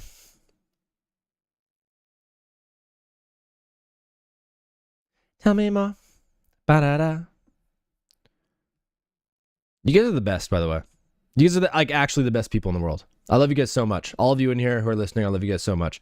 You stick around with me. You hang out with me. Even you're helping me out. You're giving me advice. We're just watching. We're just watching me hunt for apartments, and I hope it was fun. I hope it was fun for everybody. It seemed like everyone was sticking around having a good time watching me with the apartments and stuff. 10 devices connected. Plan unavailable. What? Why? Billing.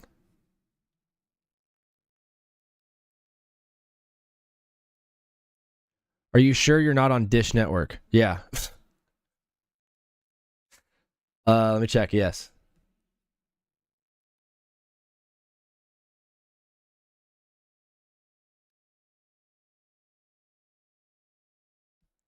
Why? It's saying it can't check my plan. View my Spectrum plan.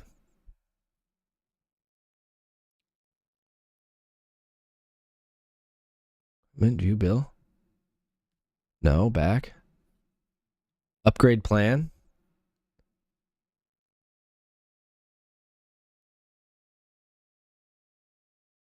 I think I have the 500 megabits per second one. Okay, I'm gonna upgrade to the 1 gigabyte per second one. Internet. All right. I'll upgrade my Wi-Fi then. We'll start with that. We'll see if that works. Does it just happen overnight? Or what? Do I have to get a guy out here? But I'm not gonna lie, guys. I pay $116 a month for Wi-Fi. So I can't tell you how it goes from this price to $116 that I'm getting billed for. So there's some sort of discrepancy happening here. And I want to fix it. I just I want to fix it, but also I don't have time. They may send you a new router. I don't have time to do all this stuff. We need to get some sports posters in here. I want to decorate the back of my... I need to decorate my wall. I think I want to just put a bunch of random posters and stuff on it to make it more sportsy. So I think something that happens too is when people scroll across, all they see is the shoes, and it doesn't really look like a sports show. But if I put like all of the NFL logo stuff all over the place and baseball things and sports cars, should I get this cool? I should get some really tacky, lame ones. Mamba mentality. Yeah. If you guys have it in your heart to send me some posters and stuff. Mamba. Yes, this. You miss 100% of the shots you never take. If you guys have it in your heart to send me bad posters to put on my wall, I'll absolutely do it. And it'd be fun too if we send a bunch, then we can just keep rotating posters out and stuff. If you lose, you don't lose if you get knocked down. You lose if you stay down. Muhammad Ali. Slaw modem. Cool. Words. Do you think I do the upgrade first, or I just buy the Ethernet cable?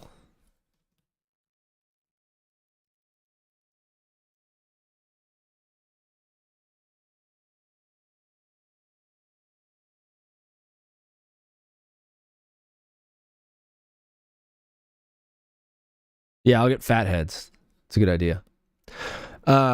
Start with the Ethernet. All right, good call. I'll go to Best Buy tomorrow and do that. And I have to... Oh, man. But I don't have a... It's all just so expensive. Everything costs money. Everything costs money. because the dongle that I use to, it doesn't matter.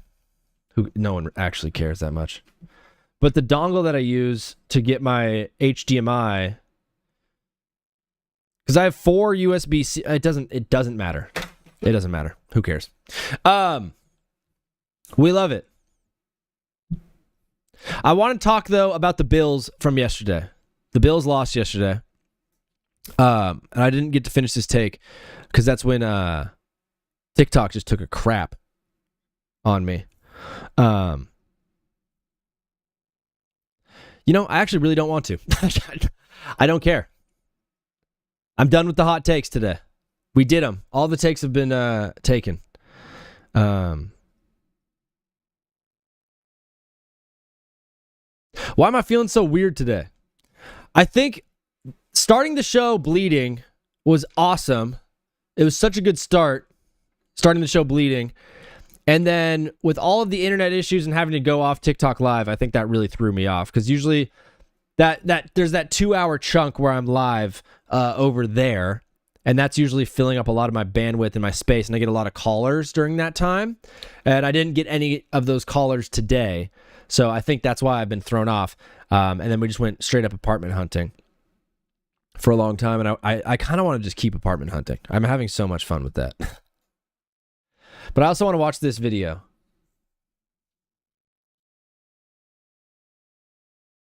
We'll probably not get to the whole thing, but CoffeeZilla has a video. What am I looking for?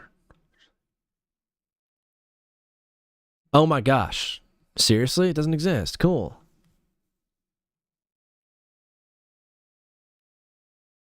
What are you talking about?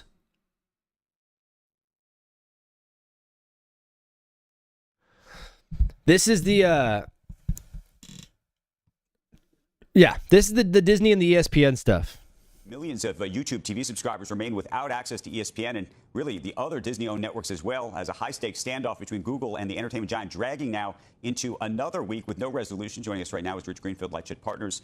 What does it mean, Rich? I don't even want to know what you think just of this particular fight. I want to know what you think that this fight represents in a larger way at this point. Well, I think what's really interesting is that we see carriage battles all the time, Andrew. I mean, your parent company, I mean, we've all lived through carriage battles for years and years. So they're not new. And, typically, they don't even go dark. But when they do, when you do end up in a blackout situation, usually within a few days, a week or two, these things are resolved.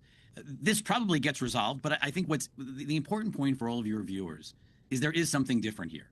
For Disney, this is, the run rate. They probably get paid $18 a month by YouTube TV for all of the Disney suite of channels. So with 10 million subs, that's like $2 billion of revenue. That's 2% of Disney's revenues. Google, and they reported earnings last week, they do over $100 billion of revenue in a quarter. Oh.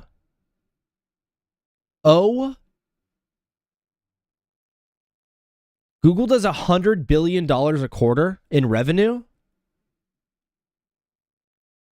And certainly YouTube TV, I don't think there's any investor that's ever bought or sold Google based on YouTube TV. It's completely irrelevant to the Google story. So you have really different relative importances, and that's just different than how this is. Like when a Charter loses ESPN, everyone goes, how can Charter survive? There is not one investor going, God, is Google going to survive this?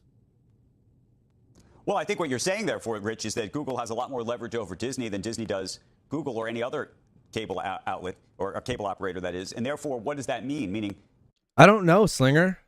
Is It's Google so going weird. to be able to really, damage the margin that Disney has? And what does it say about future carriage deals, if that's where you're going with all this? Yeah, look, I'm not sure this is purely over dollars. I mean, I think it's always about the money, to be fair, Andrew. But Look at Google's market cap, $3.4 trillion.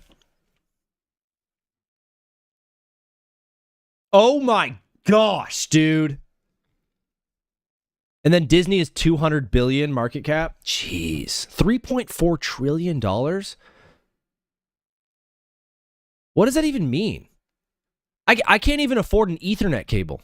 my guess is this has to do with more than just money, meaning this is, hey, can we create smaller bundles? Disney's working on now that Disney owns and has merged Hulu Live with Fubo TV, which just reported earnings this morning. They've created a sports bundle, a skinnier sports bundle. I have to believe YouTube TV wants the right to offer a sports-focused package that has a lot less of the other Disney networks included, not to mention other companies' networks, which has implications for the whole, media universe. I also have to believe they're focused on ingestion. So when you watch YouTube TV, can all of the content of ESPN be watched inside of YouTube TV, or do you have to still download the ESPN app in order to watch certain ESPN Plus or ESPN Unlimited content?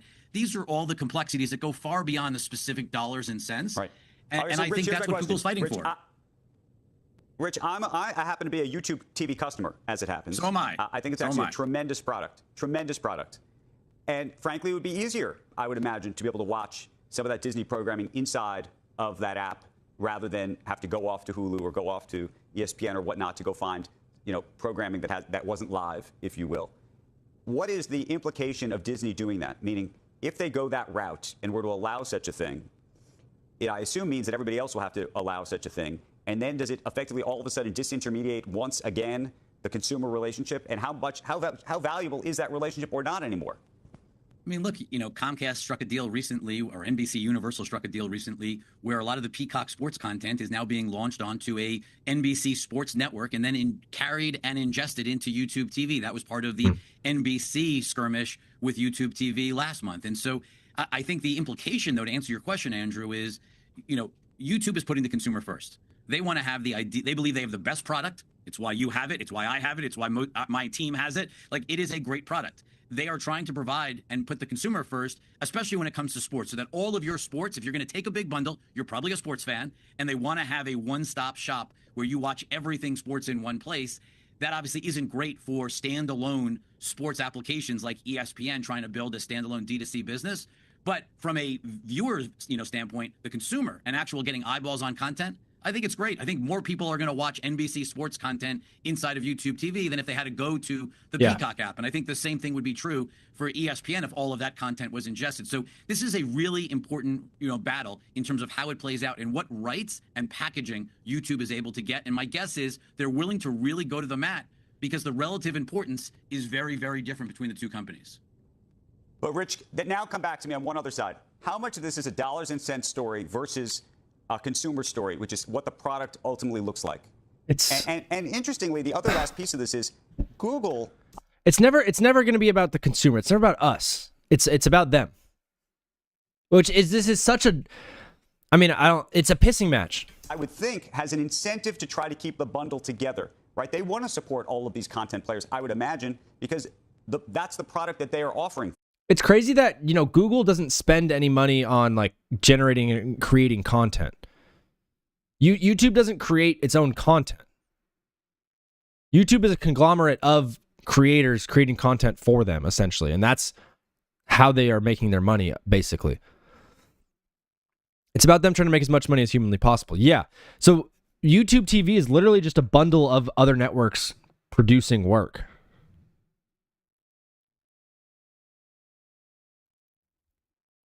It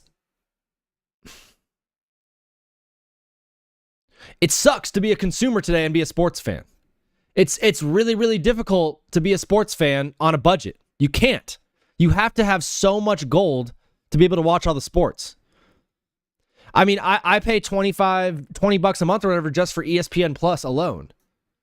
And even then, I still need to use my parents' cable subscription to be able to watch the games that are just on ESPN. ESPN Plus now is just like hockey. Folks. Even the college football stuff is hard to find on ESPN Plus unless it's like Monmouth and Fordham. I think they want to keep the bundle together, but Andrew, they also want, my guess is, flexibility. So Disney's now offering, right, ESPN, Hulu. Their market cap just went up 0.004 trillion. How much is that? Sup, Sugo? Very true. I'm tired of paying infinite money to watch every NFL game. It's really tough, bro. It's really hard. First time chat, bro. Welcome to the show. If you want to hit that follow button, that'd be very, very nice. And the ESPN app for $30 a month on discount. They're offering a sports tier for $55 a month as a promo as part of Fubo's new packaging. And that Fubo packaging actually ingests ESPN Plus and ESPN Unlimited content, something they don't offer with anybody else. So Fubo's adding a $50 a month package that has ESPN and ESPN Plus and all that. It just, dude, getting Fubo TV sounds like ultimately so poor. I don't know why. Side of the assets owned by Disney, and so my guess is, yes, it's about the dollars, but it's that music sucks. The structure. So it's how do you package this stuff? What do you get? And all of that contributes to the profitability. I mean, Google doesn't like losing money. So my guess is Google wants to create packages that are more compelling and more profitable, and that's where the pressure is versus Disney. I mean, YouTube now, remember, they're 15% of ESPN subs. This is the fourth largest distributor in the country now for cable and like cable and satellite, but they're now the fourth largest YouTube TV, and they're growing rapidly. And so I think you have line of sight to within the next 2 to 3 years, YouTube is the number one MVPD, VMVPD distributor in the country. Wow. Wow, that's crazy to think about. YouTube TV is going to be bigger than all of the other cable networks. And YouTube TV also makes up for 15% of the ESPN Plus subscribers, if you will. I'm with you, Slinger. I left this video thinking that, or I started this video believing that it was going to be a situation where I'm like mad at Disney and mad at ESPN Plus. It seems like YouTube wants a different package and they don't. So here's what it got to. Disney wants to sell YouTube TV all of the content. That's Disney, that's ESPN, that's Fox, that's ESPN2, that's all of the Disney channels, right? That's what they want to sell to YouTube TV. And I think YouTube TV wants to only get this chunk and that thing and this one. Because ultimately YouTube TV wants to do just like a sports subscription or a sports package, if you will. And so they want to spend less money and not get the whole shebang. But Disney's like, we're only going to sell it to you as one giant thing. So it's not even like ESPN. It's also ABC. And it's, what else do they own? FX, I believe. It's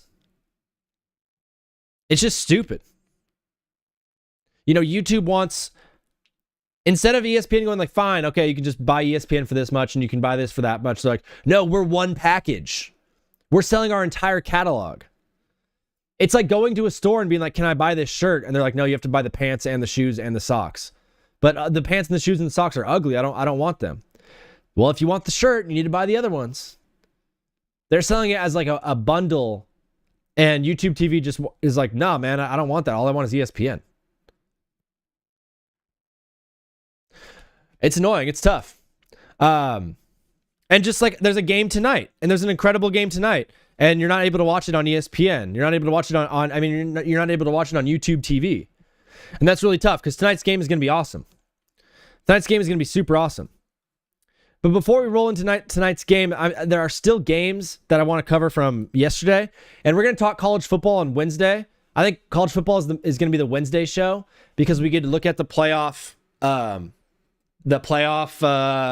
rankings and talk about those as well as like some of the games from the weekend.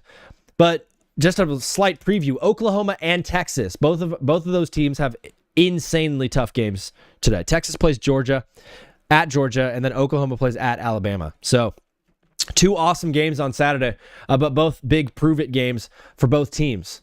Am I going to be able to make it the rest of the show without peeing? That is the question.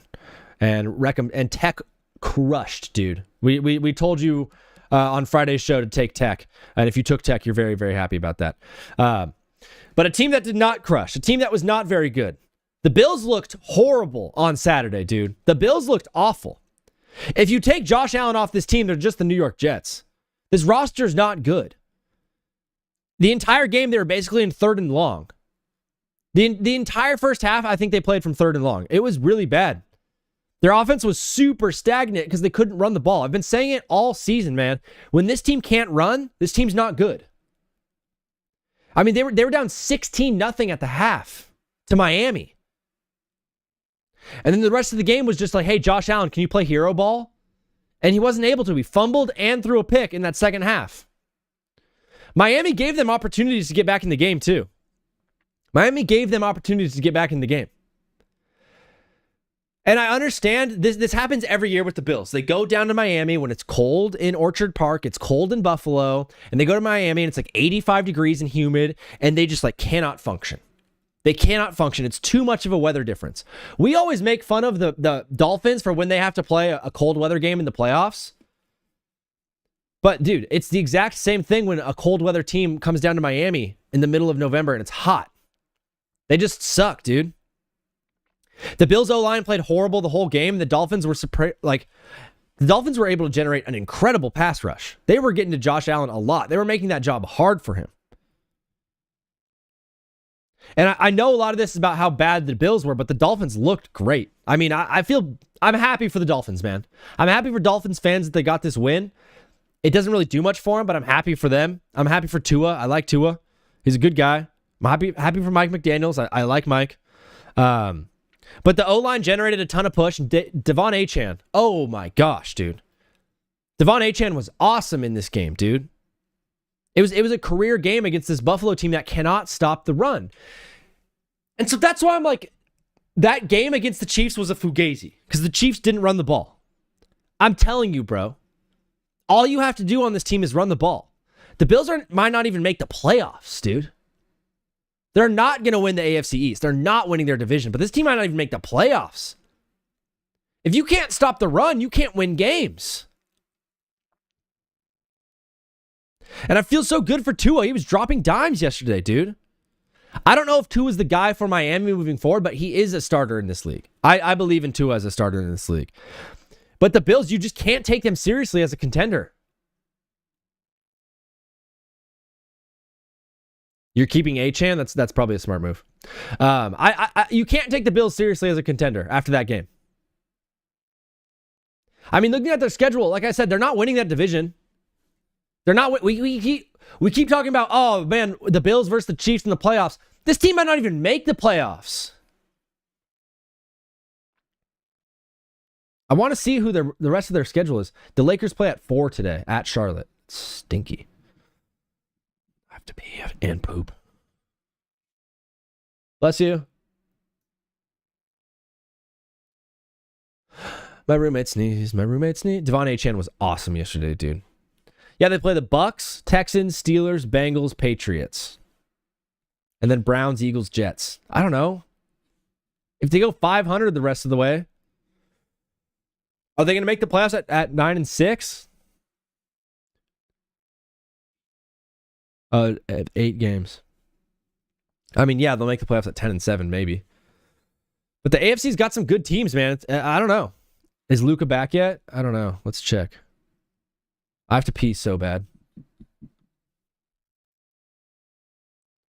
All right, what do you guys want to watch while I go pee? Luka is in. And AR. Yeah, Luka's been back. My bad. Austin Reeves is the one who hasn't been in. Austin Reeves is coming back today. So it's Luka, AR, Marcus Smart starting. Interesting. Rui Hachimura and DeAndre Ayton. What do you guys want to watch? SpongeBob?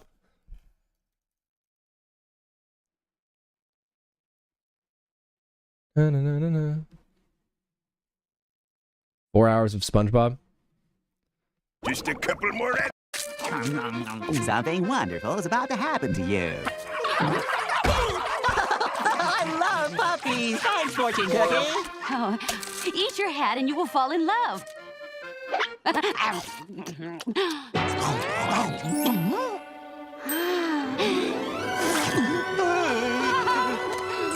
Thanks, Fortune Cookie.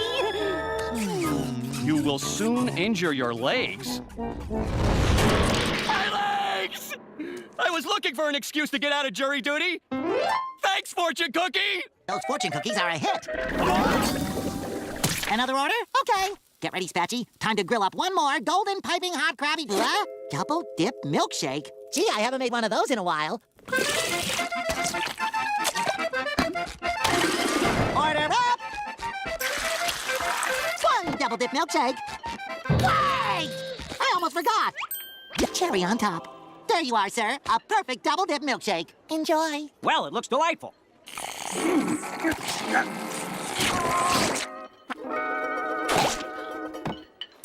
This thing's frozen.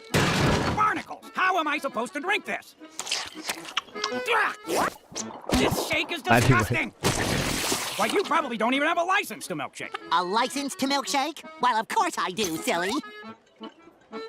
And it doesn't expire until 7 years ago! Your milkshake license expired 7 years ago? Outrageous! I demand a refund! Hey, now. Let's not say things we might regret later. Tell you what, you come back tomorrow, and SpongeBob will make you a proper milkshake. All right, see you tomorrow.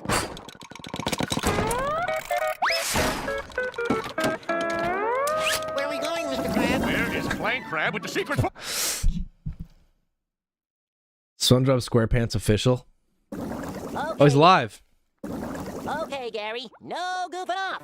I am about to write the greatest essay Season of all 2 time. marathon. Even What's more up, T-Town important Greg? than the Braveheart. The pencil. Okay, here we go. Wasn't he just writes the T?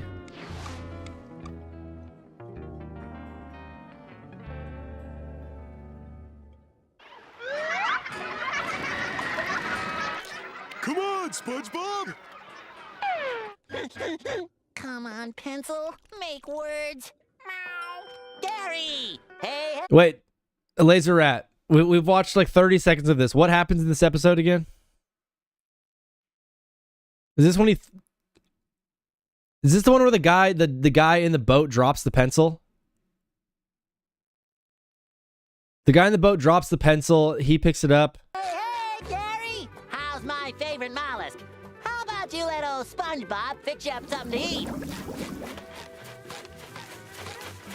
I gotta make sure you get your nutrition, so I'm not leaving until Oh, is this you Doodle eat Bob? every single... Is this Doodle Bob?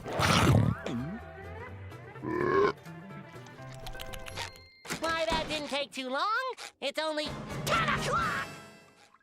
Okay, Mr. Essay. I say, prepare to be written. I'm doing it. I'm doing it. Yeah. Oh. Can some of these. Can some of these. Uh. There and done. Now let's see how it looks so far. The time. Now, All right. Good job, SpongeBob. Thank you, SpongeBob. Yeah, but the Bills looked horrible. And I'm glad I got that off my chest. And then one last game from yesterday. This is the game that got Brian Daboll fired. Because Brian Daboll was fired, and he completely deserved it, in my opinion, for the way that he's mismanaged this team, and the way that he's put Jackson Dart in harm's way. You know, Jackson Dart, this is his 4th time. Yesterday was his 4th time in concussion protocol. That's not good, man. Concussions are bad. They're not something to mess around with. And Brian Daboll was having him run QB powers like crazy. That's not something you do with your quarterback, especially a rookie like that. You don't put him out there in harm's way unless you're coaching for your job, which he absolutely was. But the Bears had an incredible comeback, and Caleb Williams, man. Caleb Williams got a lot of hate his first season. A lot of hate. A lot of people called him out, man. But Caleb Williams is the man. And I think his best is yet to come. With Ben Johnson as his coach, he's going to do some incredible things. His O-line played really bad around him, and he could have been sacked like 15 different times. But, you know, Caleb Williams is one of the best guys at evading pressure. You know, it's him, Josh Allen, and Patty Mahomes. When it looks like, oh, he's going to get sacked for sure. The way he's able to spin out of these sacks and make a play downfield is really, really awesome. And this on Sunday was the Bears' fourth quarter comeback of the season. He's had 4 game-winning drives in the fourth quarter, Caleb Williams has. You got to be impressed with the guy. I know that quarterback class is unbelievable. Jaden Daniels, Drake May. A lot of people are going to still put those guys above Caleb Williams. But I'm looking at what Caleb is able to do in this offense under the first year with Ben Johnson, and I'm hopeful. I'm even thinking that he has a chance to go down as the most talented in that class. He might not be the most successful in that class, but he absolutely has the chance to go down as the best quarterback from that class from a talent perspective. And it's not just a skill thing. It's Caleb doesn't give up, dude. It doesn't just take skills to have these fourth quarter comebacks. It takes heart. And Caleb has that. You know, when he came into the league, a lot of people are calling him soft because he cried to his mom when they lost to Washington and he paints his nails. But the kid was balling out in the snow yesterday, taking hit after hit, running the ball, putting his life on the line, giving everything he could to this team. He's a tough kid, man. Caleb Williams is tough. And I know a lot of people hate on him for all of those other things that I mentioned, but you got to give it up to him, man. You got to give him his flowers. And this Bears team, they're 6-3 right now. They're looking at a playoff spot. It's going to be tough in the NFC. But Caleb Williams is a generational talent with one of the best coaches that we've seen in this game. Ben Johnson is really stepping into his own. And it feels like this Bears team is probably going to be around for a while. They've got their QB, they've got their coach, they have playmakers all around on offense, some solid pieces on defense. If they could piece together an O-line in the next couple seasons, man, this Bears team is going to be really, really good.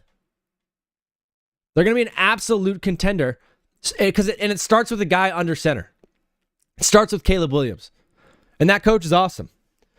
But a lot of today's conversations about sports, as little as they were, a lot of it was just about like, man, the idea of like your O-line and your head coach, to me, those are your most important positions on the field.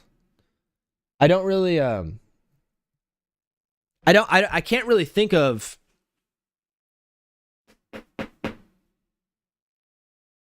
you can have a decent quarterback play behind a great O-line with a very, very good head coach, and you're going to win a ton of games. But you're not going to win games with bad O-line play.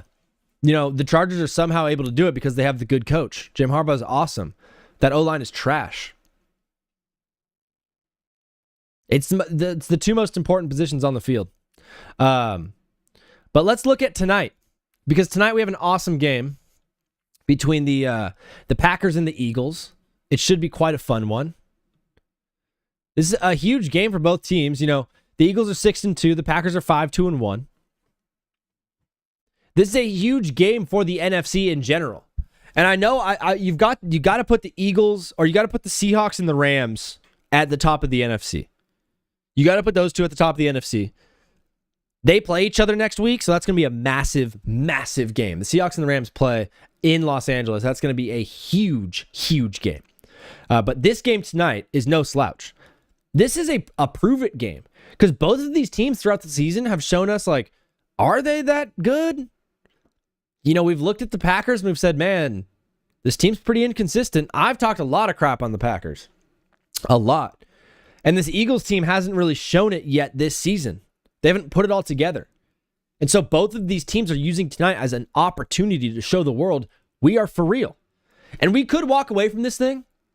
We could 100% walk away from this thing and say, both of these teams are very legit. This was a hard-fought game. Hats off to both of them. Whatever. But if one of these teams lays an egg, they're done, dude. In the eyes of the sports media landscape, this team is done if they lose. Philly's a minus 1.5 point favorite tonight on the road in Lambeau, according to ESPN. This is so stupid. This is so dumb. Look at this. 35 points from his defense and kicker. It's so stupid. It's actually so dumb. His team played like garbage, except for Ladd McConkey, his defense, and his kicker. It's so dumb. He's so lucky. Awful, awful name. Just so inappropriate. Love that guy, though. I'm quitting fantasy. I'm quitting fantasy football after this season. I'm done with it, actually. It's stupid. It's dumb and stupid.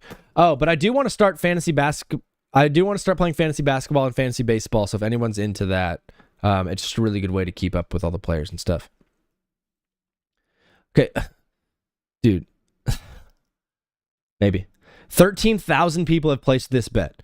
Saquon, 20-plus yards in the first quarter. Josh Jacobs, 20 yards in the first quarter. A.J. Brown, 15 yards in the first quarter. Romeo Doubs, 15 yards in the first quarter. It's criminal, dude. It's criminal that FanDuel is allowed to display this on the front of their website. The first thing you see on the front of your website. Because I look at this and I go, 20 yards? Dude, what? They're going to get that? Easy. And then you don't see first quarter alt rushing yards. This is first quarter alt. So this isn't even their true first quarter line. This is an alt rushing yard. It's criminal, dude.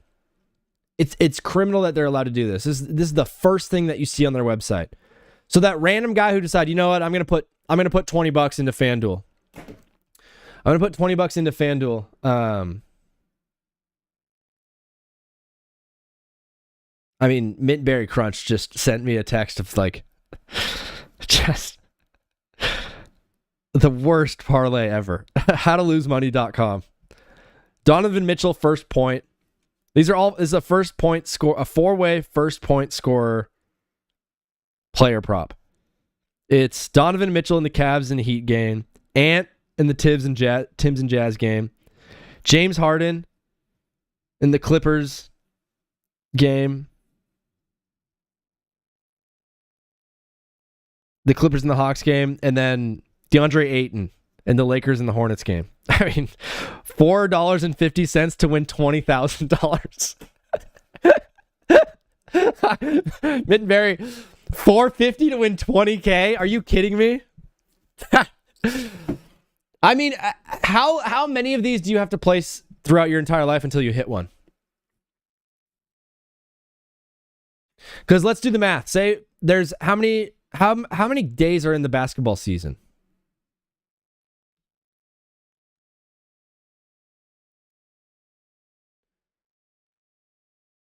Yeah, Sugo, you got it right. Yeah, $30,000 worth. So if you did 450, and let's say there's 100 days where there's 4 games in the NBA, is that high? It's not 82. It's a lot, trust me, bro. Let's just say it's 100. This is easy math. So that's like $450 a season on these parlays. And how many times until you hit one? 20 seasons? That's $9,000. So you'd still be at a $10,000 profit if it took you 9 seasons to hit one of these.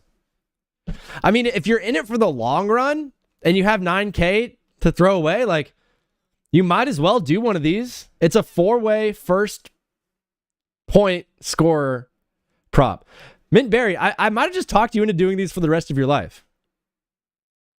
Wait, did I say 20 seasons? So if you spend $450, let's do the math again. If you spend $450 100 times, so you do this 100 days throughout the season, that's $450 a season. And you do it for the next 20 seasons, it'll cost you $9,000. And if you hit one, you're going to come out with $11,000 profit.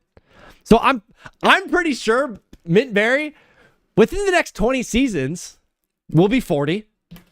No, it'll be 50. But by the time you're 50, I think you'll hit one of these. At some point, you got to, right? A 4-way first. Can't even say it right. And these are not like, it's Donovan Mitchell, Anthony Edwards, James Harden, DeAndre Ayton. It's not like you're taking Luke Cornett and Con Knipple. Like you're taking like decently like good players, like kind of stars. So I kind of like it. I kind of like it. You should do it forever. And then of course the day that you hit, we'll celebrate it in the TBWZ widescreen radio universe. I think I just convinced myself to do this as well. $450 a season. I could afford that. Will your bookie pay you? I mean, if you give him the math.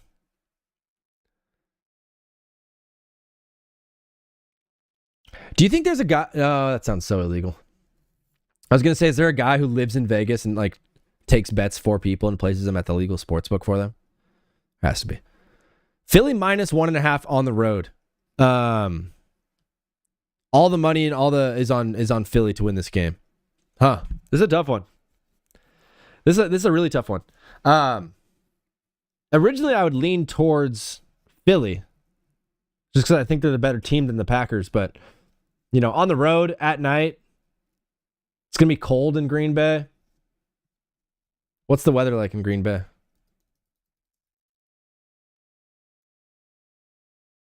It's 32 degrees tonight.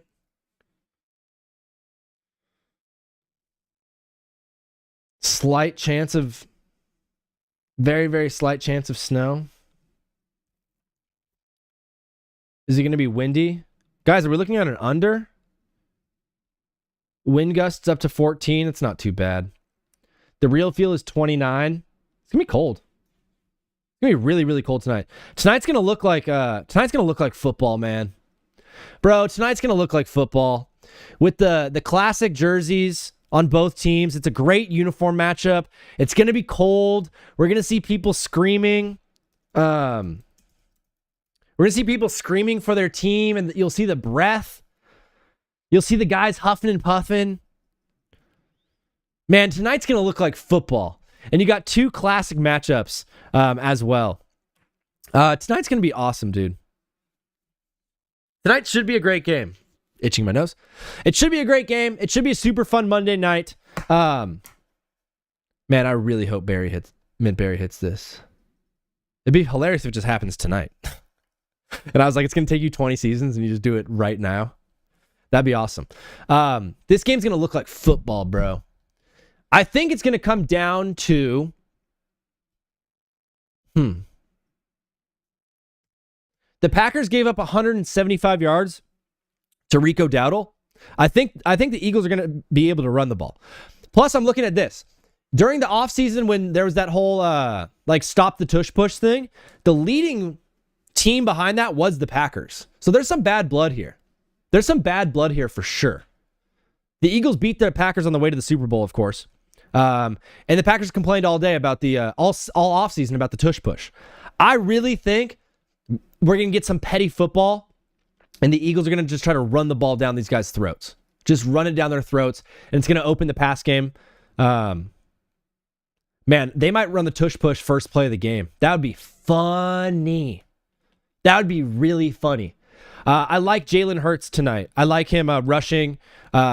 Expect him to score. If they get close to the goal line, if they get on the 3 or 4 yard line, they're just going to tush push their way into the end zone. But it's going to be a fun game. You know, today was a decent stream. We had a lot of fun, of course, as we always do. The internet was kind of an issue, and the TikTok thing I wasn't able to work out, but I'll be able to work it out, and I'll get this thing back on track. We'll get this show going. This is my favorite thing in the world, to do this show. And even the bumps in the road are worth it, man. Everything about this is worth it. You guys make it all possible. I seriously love you guys so much, but Dub, thank you, Sugo. If you guys can follow on Twitch, follow on YouTube, follow on TikTok, but I'll see you guys again on Wednesday. I absolutely love you guys. Vini, outie.